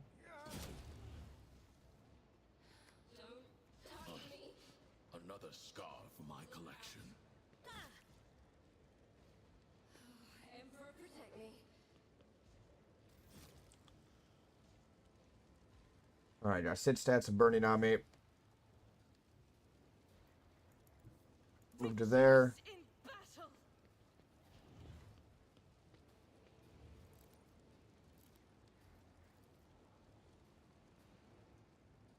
As the Emperor commands, Fire. I act. Doubt is for the weak. Fire. I'll do it. I am This. His will made manifest. Faith Hit without them. deeds is worthless. Thank you. Can do it again.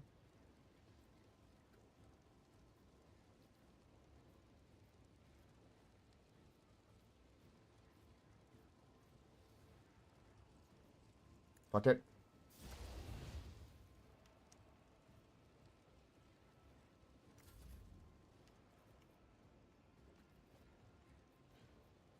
All right. Trust me. Swing.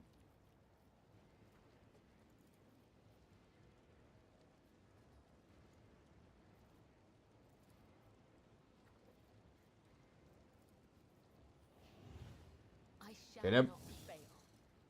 You fuck. As honor ordains. My faith strengthens me. Fuck that guy up. Stay vigilant.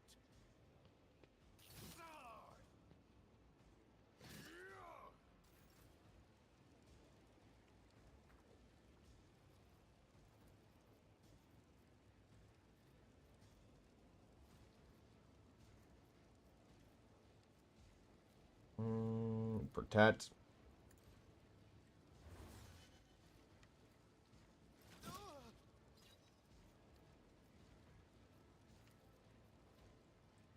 That free extra attack in.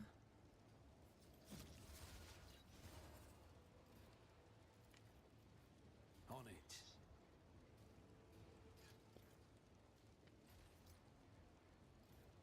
Alright, you parried that shit.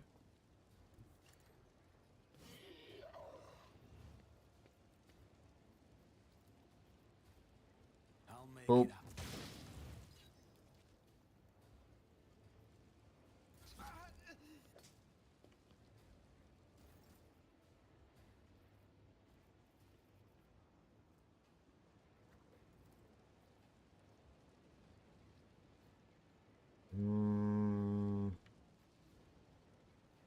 Hit him.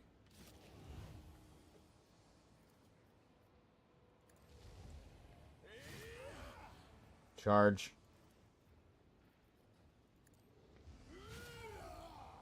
Good shit.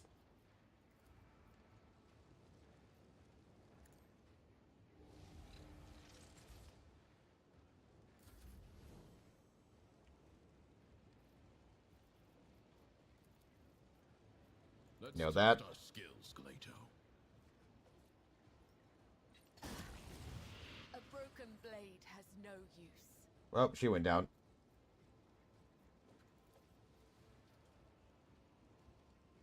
No, she did not. I just need to make sure to get to her pretty fucking quickly. See what a cyber mastiff is capable of. Hit him.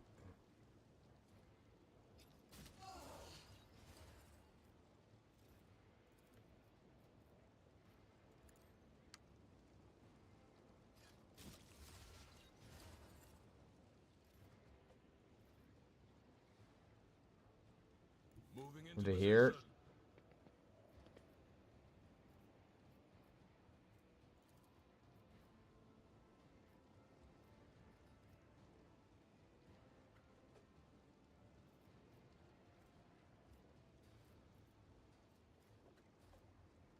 Protect.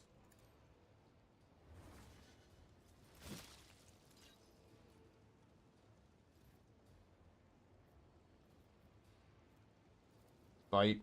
Glato, we're undertaking this task. Alright, just saved her ass.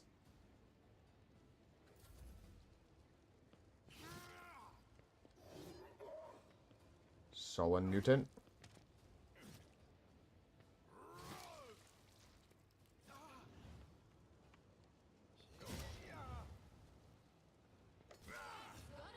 Fuck you. Will endure.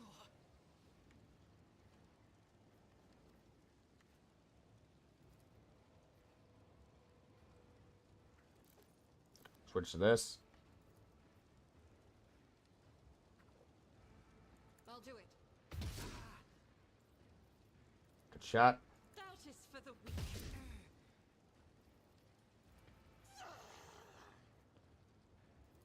Keep pumping fucking rounds into him. Commands, I act.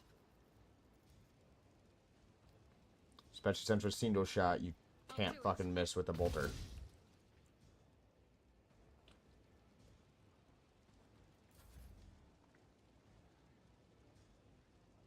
Alright, now please, for the love of fucking God, heal yourself. Do you think my body was suffering? I fucking know it was, as you Death almost died, comes with bitch. Silence. As the 44 fucking bleed. Jesus Christ. the shadows will. Death is a blessing. Weapon at the ready. I'm fine if letting some of these guys die. Their swords are probably pretty fucking good.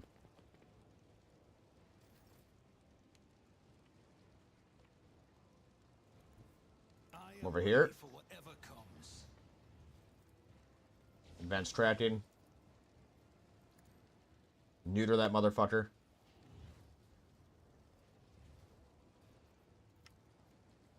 It's as And good as hit. done.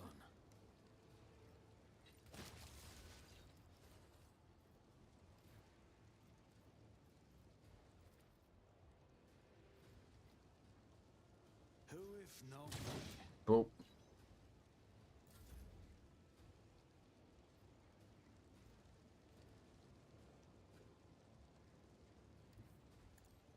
Am I even anywhere fucking...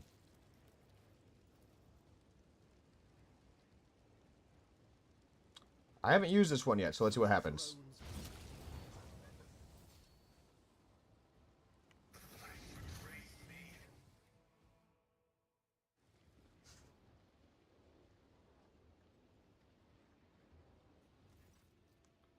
Such the highest bounties for my late arrival, I wasted a great deal of time in the idle squabbles with that oaf of a treasurer, as he was looking for the shipment chronicle. I only heard about the attack after it had already begun, and the elevator might as well not have been moving at all. It was so slow. Treasure of the elevator, who are you going to blame next, Governor? Are you the ruler of this world or a casual onlooker? You would take measures immediately and restore order, or I will conclude that you are sabotaging the road trader's visit, either by intent or simply due to your own ineptness. The governor babbles in fear. I never thought. He takes a deep breath. The culprits, of course. The culprits will face execution post haste, my celestial lord. Survey the square. An oppressive silence hangs over the previously bustling plaza. The people are taking in the carnage, clearly avoiding looking at you, but still catching every word. You notice Maeve standing nearby, gazing around with horror in her eyes. Find those responsible and bring them to me. 10 mutants broke loose and attacked the townsfolk. It has been a long, long time since anything like that has happened. Your Celestial Highness, they have been sniffed out that... They must have sniffed out that today is a special day. The executioner's lip curls. Split by a blow during the fight. The commander was responsible for guarding them. He got careless. His armor rattling, one of the knights steps forward. I am Lusar, commander of the fortress. I can attest the ungodly mutants were restrained properly. It's the Phosphorus. The smoke whipped up the brutes into a frenzy.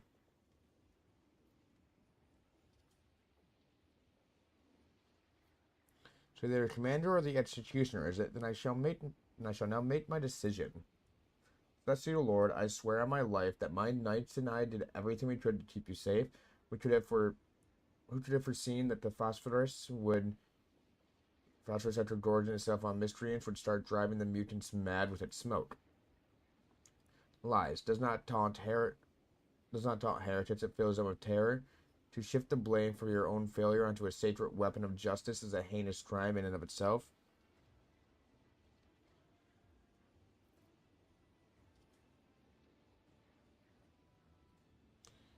No, I have not yet had my fill of execution for today. For both of you, I demand spectacle. For what transpired, Solomon enact the will of justice.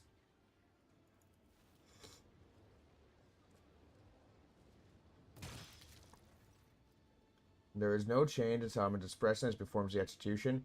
Tato that distorts, expires without making a sound. Fatebringer 15 to 17. Attached to the sword ignores the target's armor. Most warriors prefer the sword. Yeah.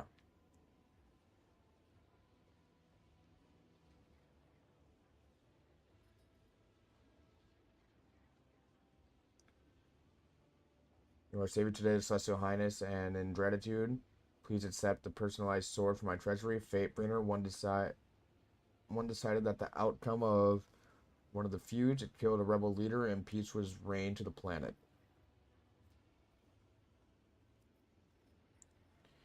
There's an attempt to bribe. I have no need for this gift. I expect subsequent gifts to be better. Governor bows at your feet. Look at Maeve. Having dusted herself off and reassured reaching a proper bearing, Maeve stares off into the space. Despite the shot, her lips are pressed together firmly and her back is impeccably straight. Appears the celebration is over, Governor. Not in the least. I will not let some beasts ruin everything we have worked so hard to prepare. I suggest we distract ourselves from this place and return to our corner of revelry and peace. By your leave, I'll be waiting for you at the head table. Your oh God, Emperor, give me strength. Swallowing noisily, the governor hurriedly departs the scene of the slaughter. It amazes me that that idiot just underpaid the title and did not somehow lose the whole planet as well. Someone pauses pensively, watching the governor leave. Final feast it is. I am sick to the stench of burnt meat. Let's try for a change of scenery. Her face veiled, Maeve raises a hand. My celestial ward, it is only a few steps away. The noble lords are already lifting their glasses in the Savior's honor, awaiting your arrival. Shall we proceed? Keep your wits about you. Dread that out.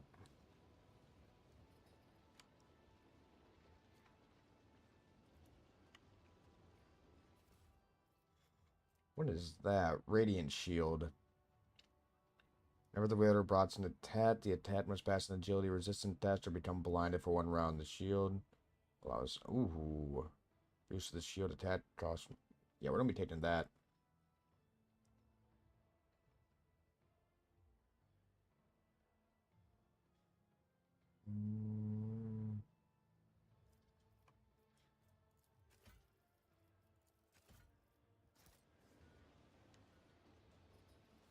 Over here, search them.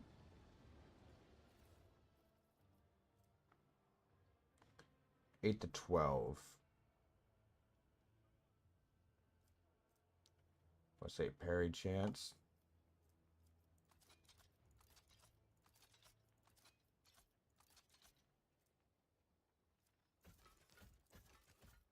Keep 2 of each.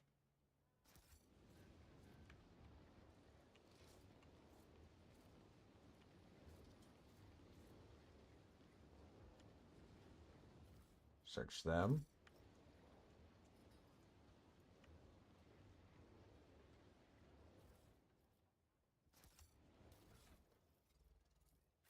Alright, and you.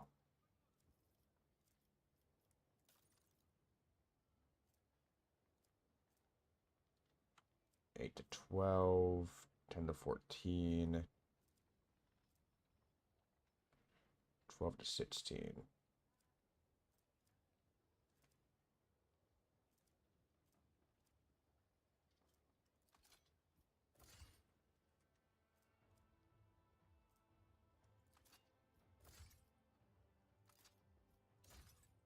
Like that.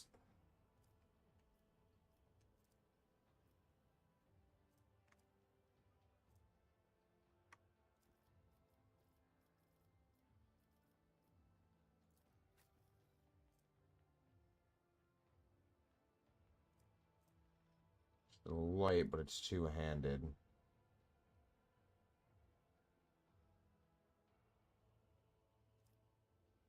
You don't keep the force sword. I always have a backup plan.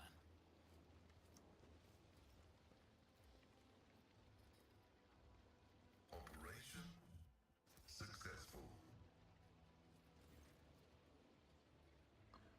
Darmaroon Amerset is pouring out of the radiantly gaudy fountain, and eager cupbearer hands you a goblet filled to the brim. Have a taste, if you please, my celestial lord. The vintage has been maturing ever since we laid the cornerstone of the citadel. We tapped it to celebrate. Do you always have Amerset flowing from that fountain? By no means. Such frivolous excess would impede us in carrying out a burden of service to the Emperor.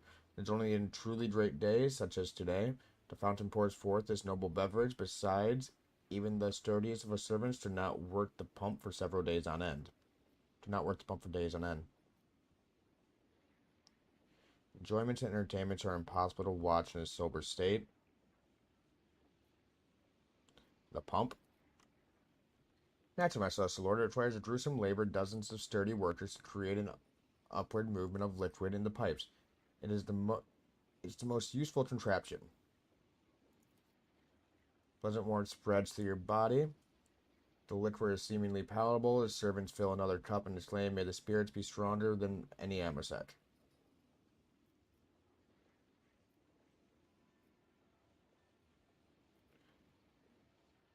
And the cup to Maeve.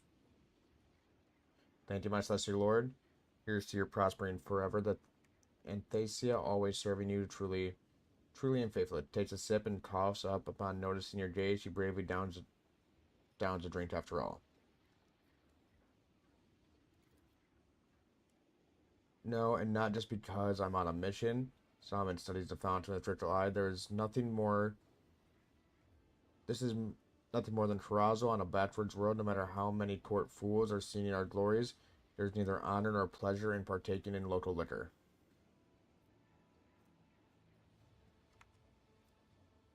Come on, have a cup.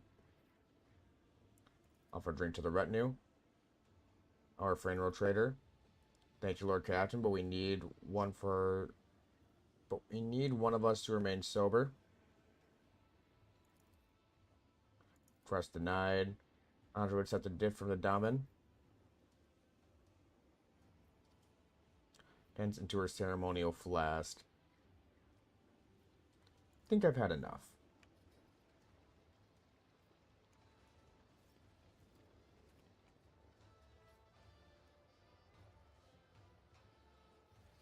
Alright, we are going to head over this way. Wait. Let us not dawdle.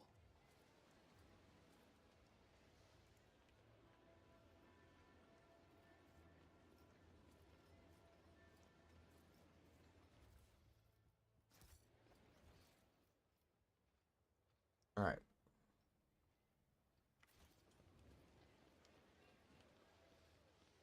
Ah.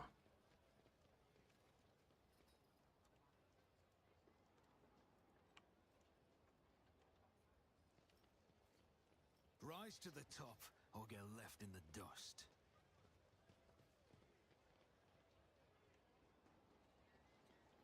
Alright, come over this way.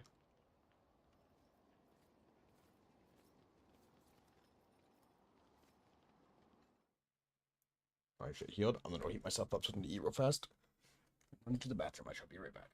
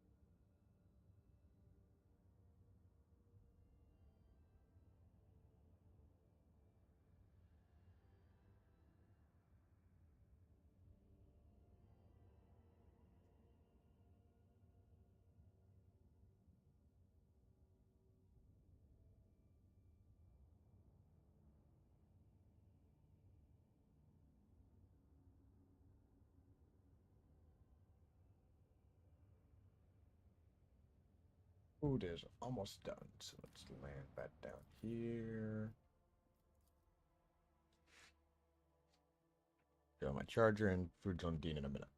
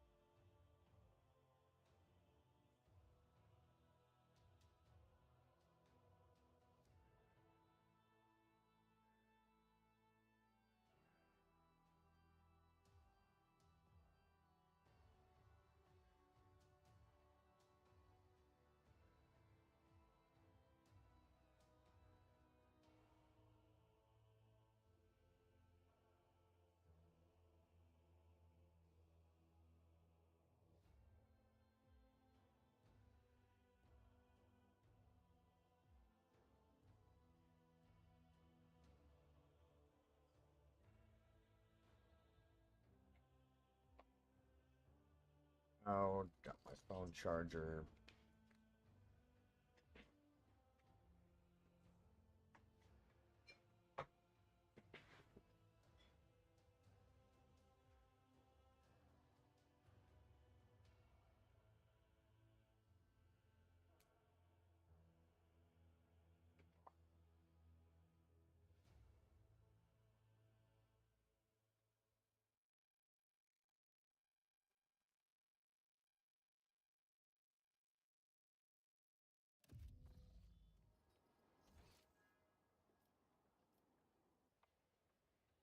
Here.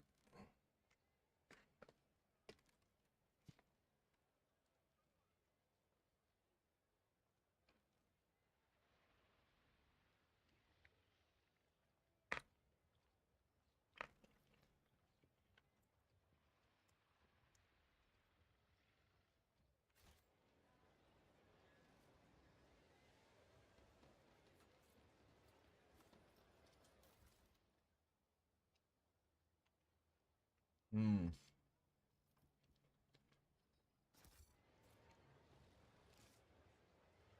Always keep your eye on the prize.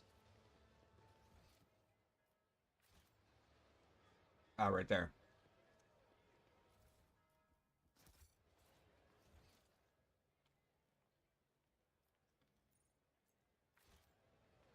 It appears to be everything.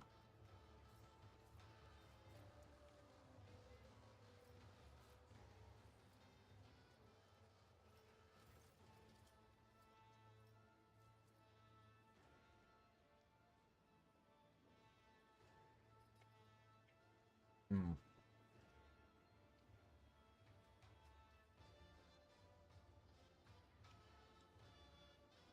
Hand reaches for the amber step of flicker under your gaze and abruptly changes trajectory towards the appetizers. It is a very nervous day, the Celestial Highness, and when I feel nervous, I eat and drink. Then again, that is just the way I am, but Emperor have mercy. The food today is to die for. Would you like to have some?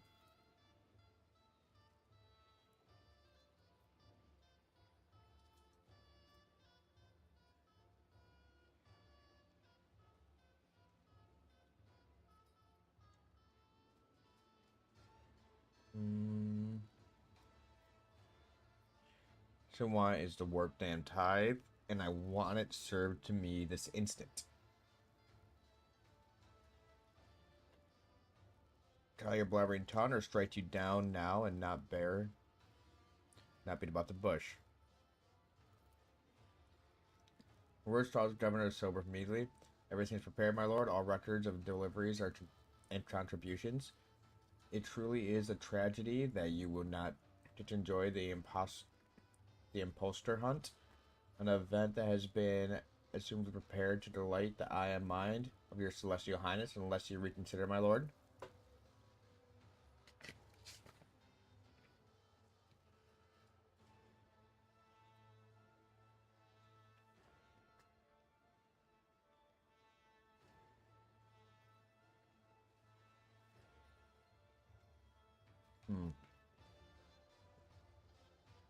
Come on, leans over you. Rotator, once you have had your fill of the governor, let me ask him a few questions.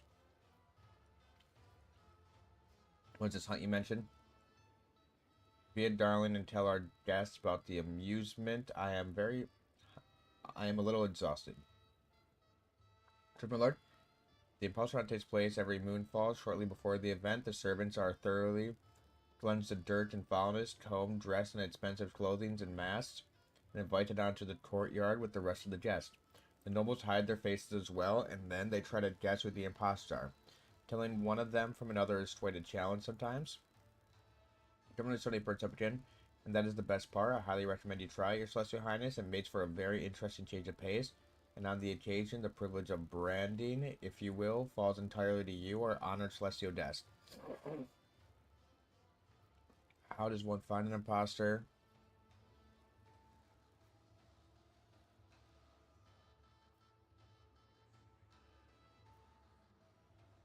Suppose I found all the imposters. What happens next? May produce the shimmering slate featured a string of fine inscriptions. This is a data brand, one of our off-road treasures. We handle it with the greatest care, and yet all Thasia's jewels and miracles cannot compare to the resplendence of your glory, my celestial lord. When you find an imposter, you only need to mark them with this wondrous brand. This brand is a property of Index Venturis Food Factory. It was used to mark the meat of high-protein specimens of the planet's fauna. The inscription is Proto-Gothic, translated as "Grots on corpse feed." At the end of the hunt, we hold a great feast. If you guess at least one of the imposters, you will also win a fine prize. If you guess all four, there will be an even more special award. I remember at one of the hunts, a servant played the role of a baron so well that all the lords unanimously granted him favor and let him keep the title and privileges of the nobility. Such a thing really happens, but who knows what this evening will bring? For tonight, it is you who will determine the worthy, my celestial lord. Did you just admit that there is a masquerade rabble among the Thessian nobles?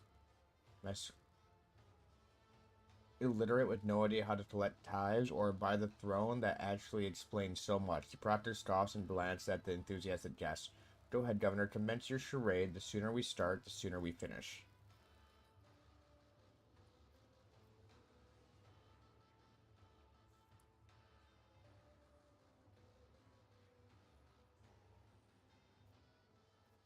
How does one find an imposter in the crowd?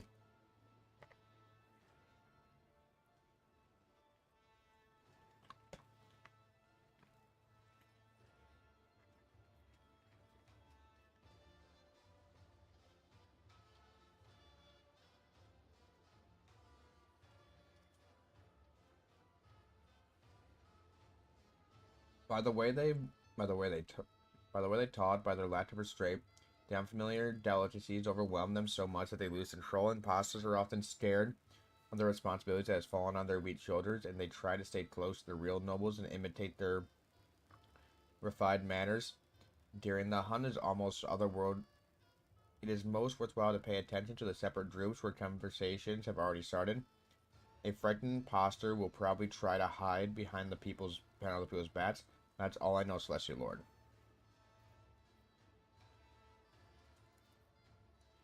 Servitor seat plane.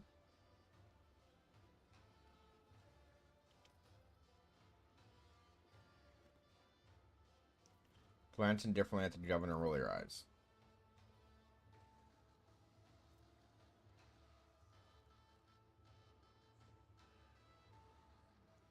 Touches contains 4 charges.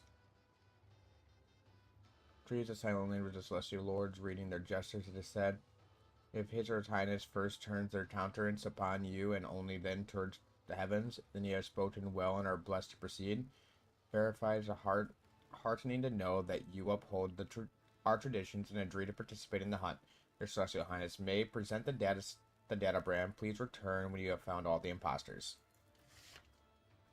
Afraid there was a second, less flattering interpretation in the book, which I cannot recall. May you enjoy the hunt, my lord.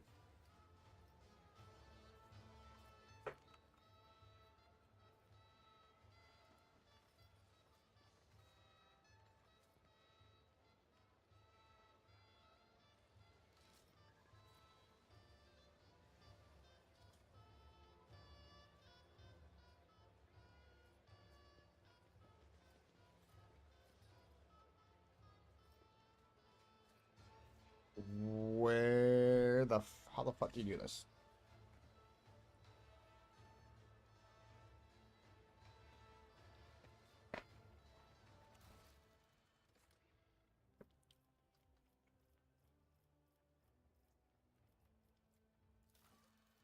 Hmm.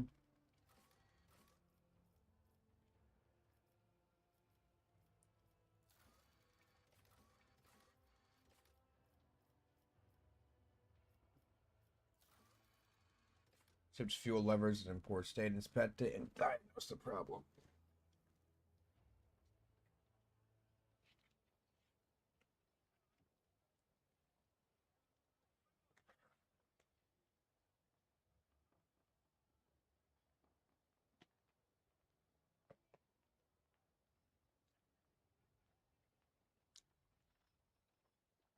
Hmm.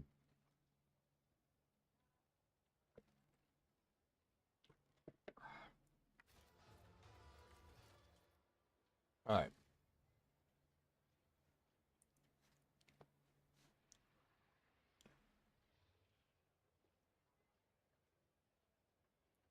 Yeah.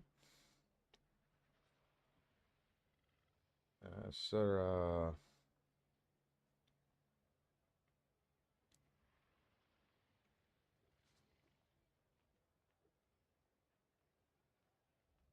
Hmm.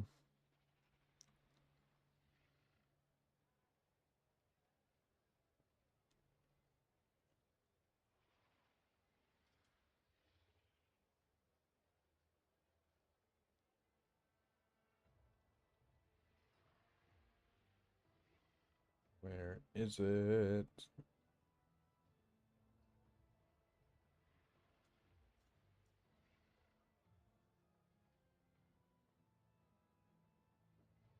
Hmm.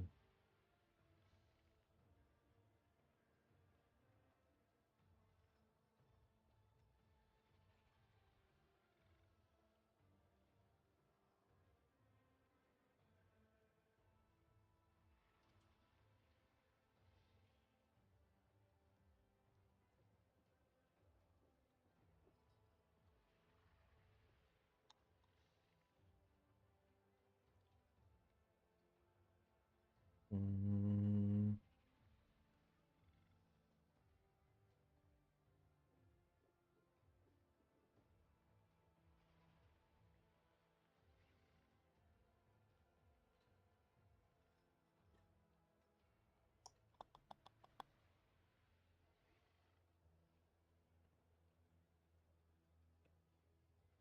Let's see. Here we.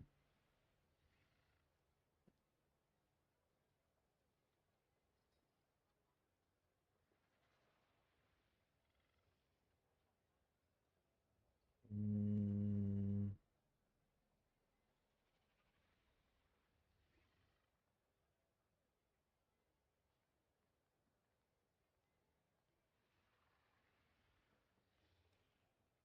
Map of finest.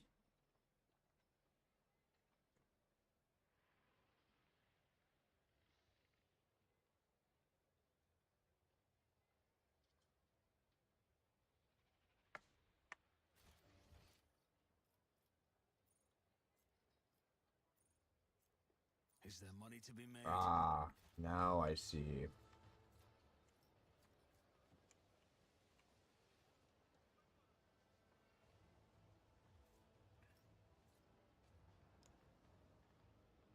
Hmm.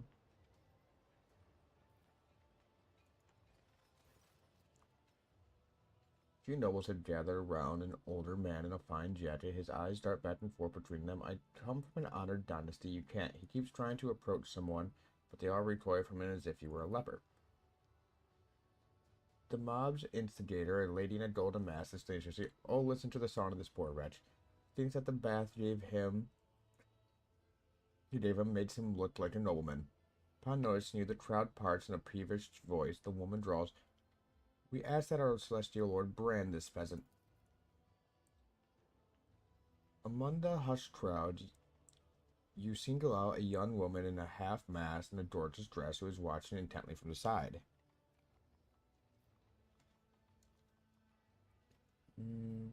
Explain to me exactly what's going on here. The lady in the golden mask curtsies gracefully. "Your celestial highness, we have exposed one of the impostors. There he is, the one in the jacket still clinging to this facade. You ought to brand him quickly."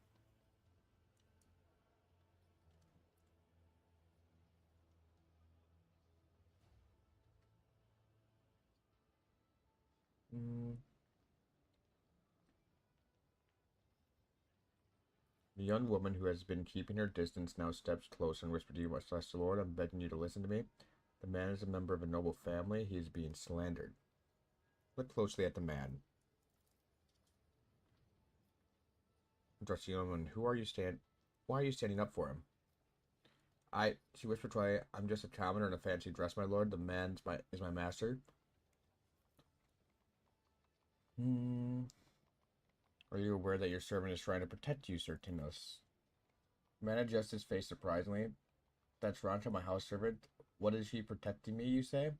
She has no idea what game she's got herself mixed up in. Forgive me, my drow." His lips quiver as the drip is tamed more tightly and breathes in deeply before suddenly taking a step back.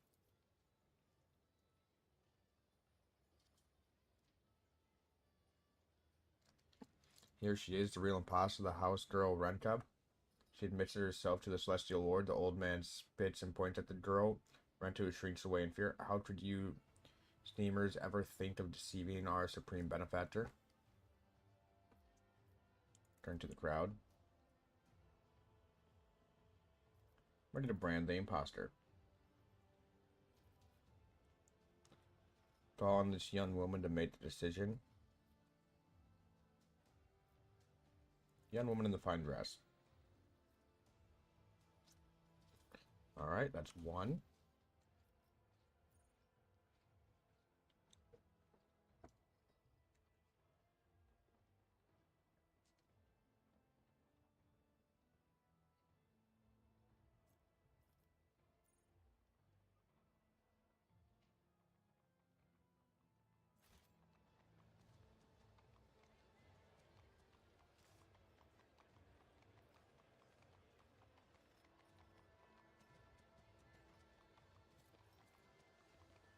And priest.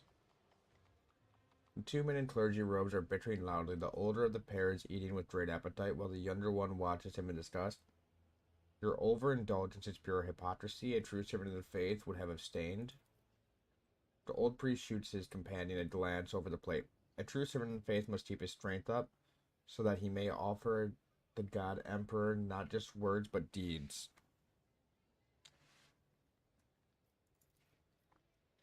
The young man flushes when he notices your gaze. "Celestial Lord, how fortunate is your arrival. Only you can solve this conundrum and decide which of us is the true clergyman of noble birth and which of us is the arrogant impostor." I look at the two priests.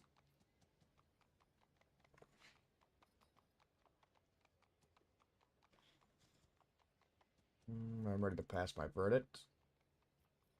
I'm the old priest. The old man grits his teeth and turns to you. "My blood may be follower than coal, but at least I've earned my robes."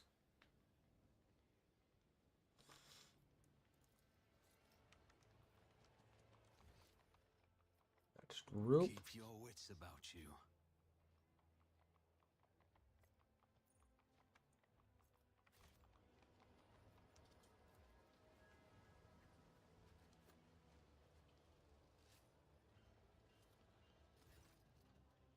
Driven towards you see a glint of steel. One of the jacket-clad young men is pressing a blade against the other's ribs. A mask lies discarded on the attacher's feet. Noticing you, trembling, tries out, "Your Highness, save me. Do not interfere outside of this man deserves to be punished along with all Thasian rotted elite. You see, people are just things to be warned. Let him look me in the eyes and find out what it feels like to be cut to pieces, you realize that the weapon pressed against the victim's body is none other than an expertly sharpened pair of tailor scissors. Simon cast an indifferent glance at the pair. Local folks and their strange amusement, they're not worth our time. Intervene and free the victim. Capture the scissors and deftly plunge them into the attacker's knee. Sensing his tormentor's grip weakening, the victim slips free and hides behind you.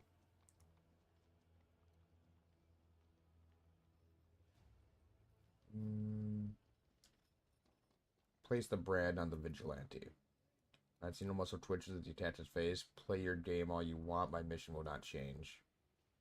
Thank you for intervening, Your Celestial Highness. The nobleman laid his hands on his heart and bows low to you. As soon as you step aside, the guards barrel towards the scene. Should be hiding somewhere in the vicinity. Maeve, bring me a cup of Amoset and make sure it's filled to the brim. Comes an unexpected order from Solomon. It will be done, Lord Judicator. Waits. Maeve is some distance away, then turns to you. I want to talk to you without the observer. They've attached to us overhearing. He casts a sweeping glance around the courtyard and lowers his voice. Do you get the sense that what is happening raises questions that lack coherent answers? This is what they call a perspective. This is what they call a persecution complex. You have suspicions about the Thasians. Why have you not taken that so far? I'm on these as well on account of certain unusual circumstances. Which ones in particular? Strange behavior, the remarkably lavish gifts, the change in personality, and all just before our arrival.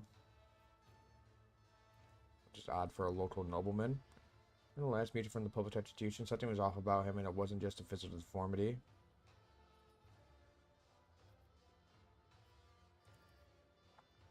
Not too odd considering Rhodio's ravenous fondness for food and Amoset, but an astute observation nonetheless. Lavish gifts. You are not wrong. In particular, I would like to note the governor granting preferential treatment to our attendant. Perhaps he needs her unconditional trust to ensure that she does something, or on the contrary, remains uninvolved at just the right moment. Talk about altering your destiny. The God Emperor alone knows how many different cults of him there are. No two planets worship him in quite the same way, but only a heretic would wax poetry about altering the fate that was ordained by the Emperor once and for all. The last mutant. Expectation is corruption and seldom leaves a person with a sound mind, but that was a madman sprouting in the scaffolds, and he had done to himself was beyond pale. It's beyond the pale. Seeing the writings of that madman fault the chronicles of fates, it's lunacy or bordering on heresy. Not bordering, they are heresy. They are heresy writ large.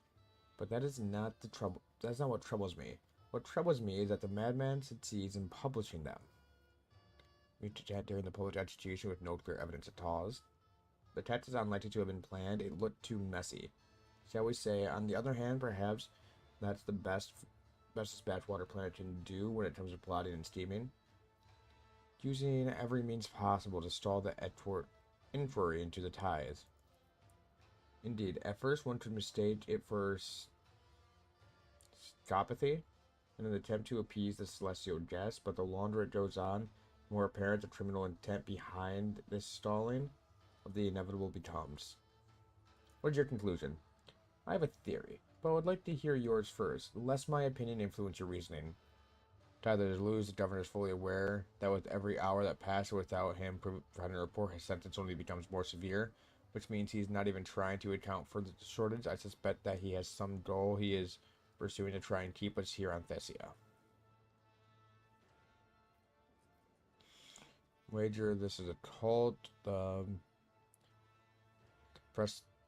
precedents I get into unusual. The predicaments I get into usually involve cults of some description. Not a feudal world with a primitive population, but a forge world, or else an industrial one. The point of description is to pay a smaller tithe. alters the human brain. Sooner or later, someone who lives here becomes a clumsy fool. Clumsy idiot.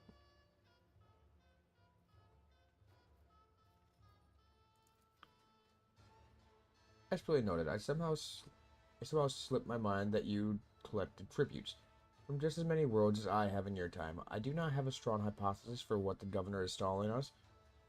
Do not have a strong hypothesis for why he's stalling us. But I would like to propose a plan. Let's not give away the fact that we are aware of the ploy and wait for the opportunity moment to strike.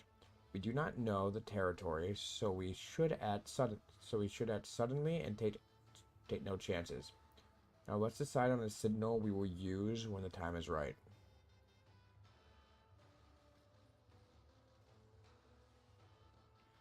Take a dread and a low stick. That will be the signal to strike. Understood.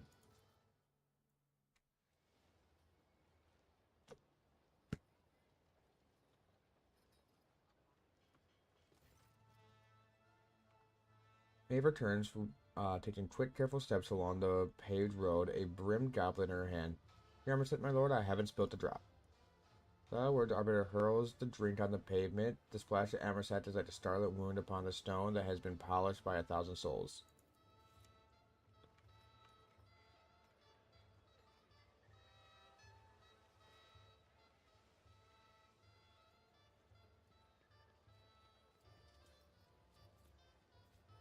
Where would the last one be at?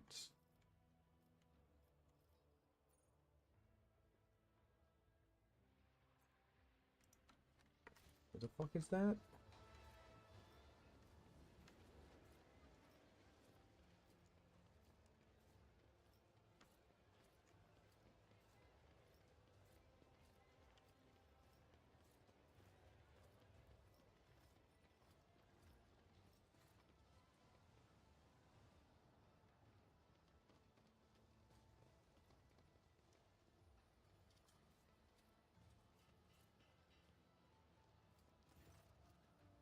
The young noblewoman, his hair disheveled, her bodice stained with grime, and her mask pushed clumsily on top of her head. Holding her skirt high, she is trying her hardest to fight her way through the guards blocking the door. Just let me go, please, for throne's sake, she exclaims, when the guards yet again push her aside. The woman notices you and attempts something resembling a curtsy, but stumbles and falls to her knees. I'm done, I just can't take it anymore. You're our celestial lord, aren't you?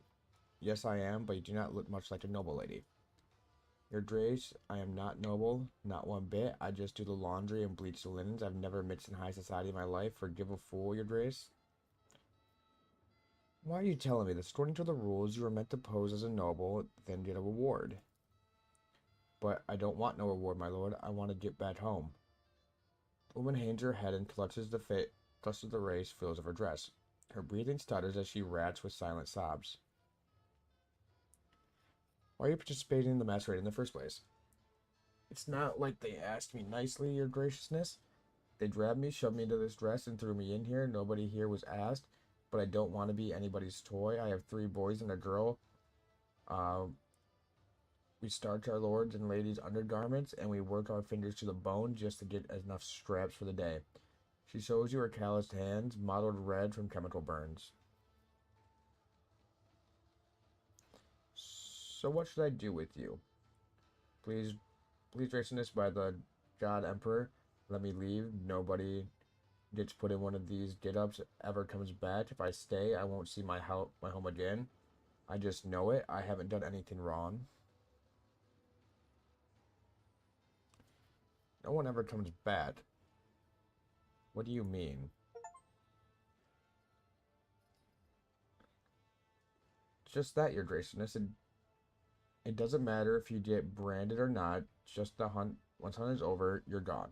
This place is like a grot's pit. There's no way back, but I want to live. I want to be useful. Please, please let me go home. Let's see what it says about...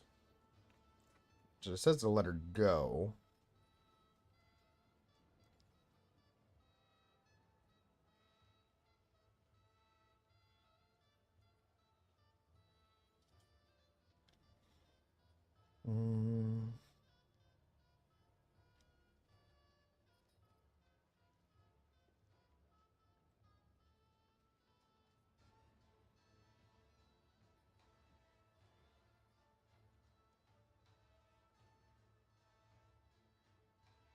Mm.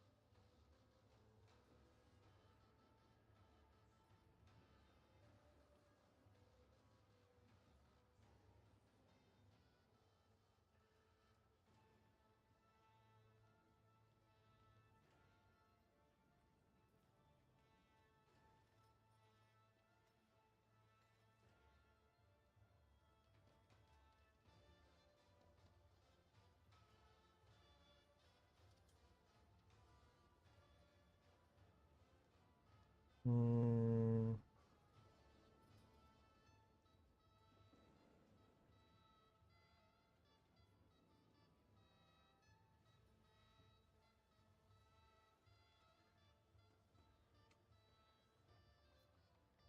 Wait, it's a brand?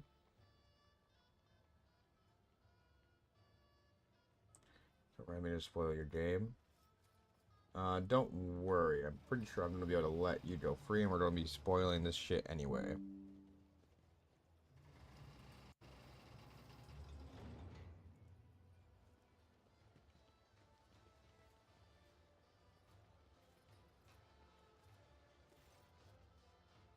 How many we asked your Ondara? Bad beast. Very bad. I apologize, Celestial Highness.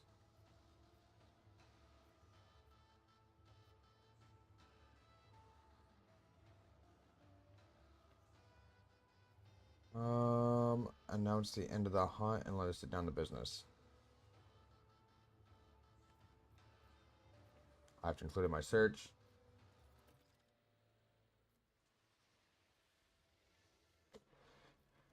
Right to the imposter hunt officially over, the crowd responds with a ferocious roar. Stand before you. Did you guess correctly? Did you expose them all? Please do not. Please don your oculars and have a good look. Whispered conspiratorially. Not one noble was permitted to hunt the imposters this time, my lord. Still knowing their penchant for such games, I do suspect they tried to make their guesses anyway, quietly among themselves. All these imposters have been found out by none other than our celestial guest, Nasa von Valsius. An unsurpassable show, your celestial highness. Bravo, bravo. Maeve, present our gift.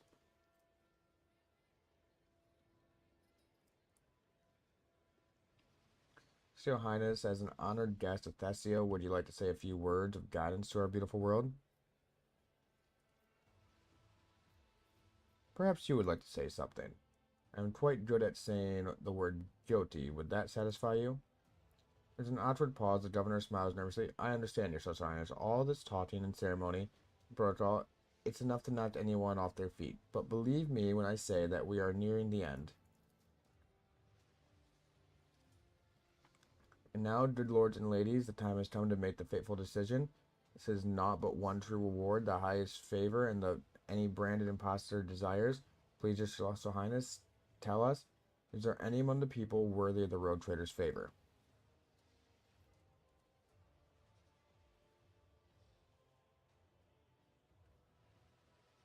The laundry lady. As it pleases your graces, clutching her filthy skirt, crouched in a gracious curtsy and then walks away, dragging her feet dejectedly.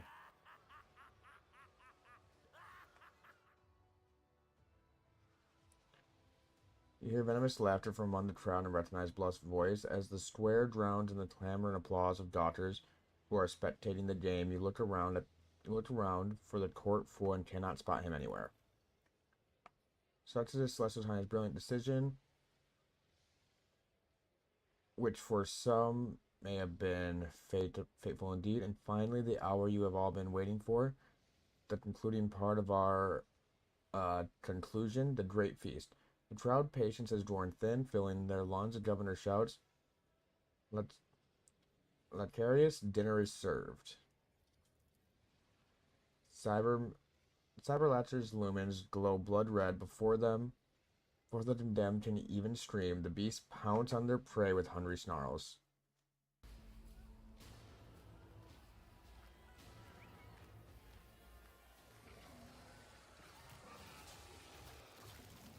Have I been branded?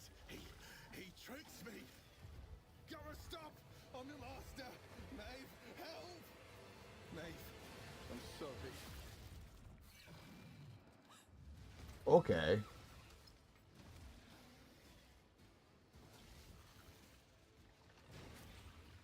Performing target selection ritual. So we've been ambushed.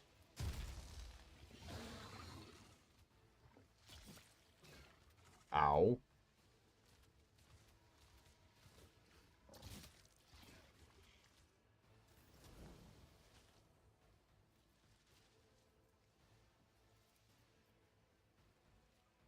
Alright, hit him.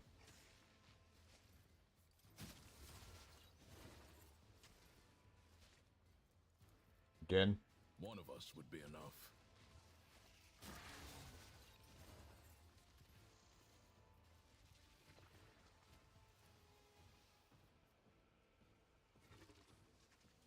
It won't Nail take them. long.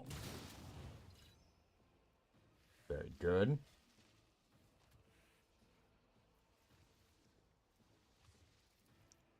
Bite. Fucking perfect.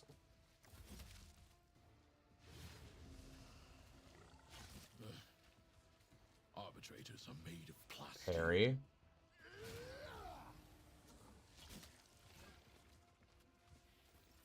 Get off his dick. Let's see. Buff you.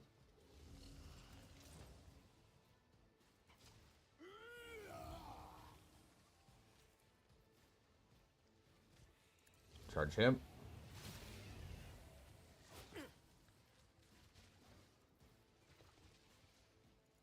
Death Whisper. But of course, Lord Captain. Hit him. Very good.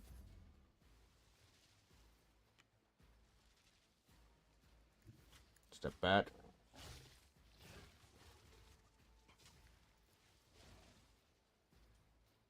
Fire. Faith without deeds is worthless. The firing pattern detected.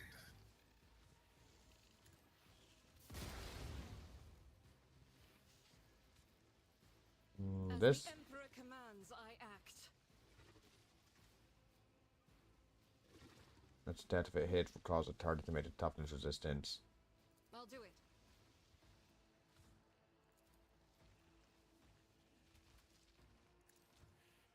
Fire trajectory is suboptimal. Well, that was shitty.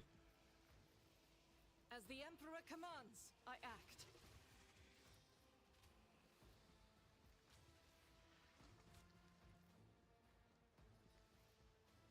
Faith without deeds is The worthless. mandatory ocular augmentation.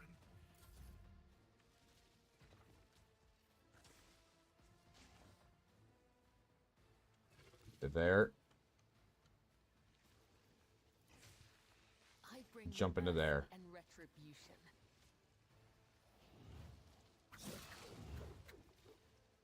Trust me.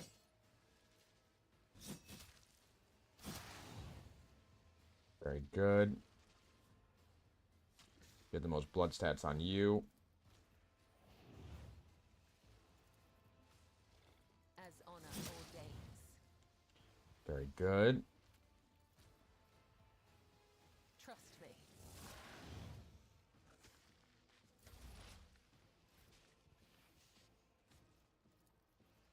I'll see to it personally. Do an extra turn. The Do your shadows blade dance. see it That done. was a waste of a medikit. I find it hard to believe in second chances. Well, that was shit. Give me double sludge.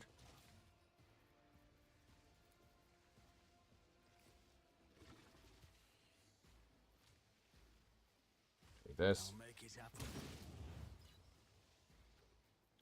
46 stats of bleed. I'll see to it personally.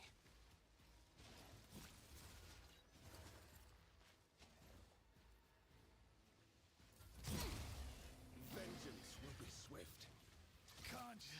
I see the burning kicked in. There are many paths to death, and you chose this one. Butter. Holy terror, smite your enemies. Well, Jesus, this is a bit harder of a fight than I thought it was going to be.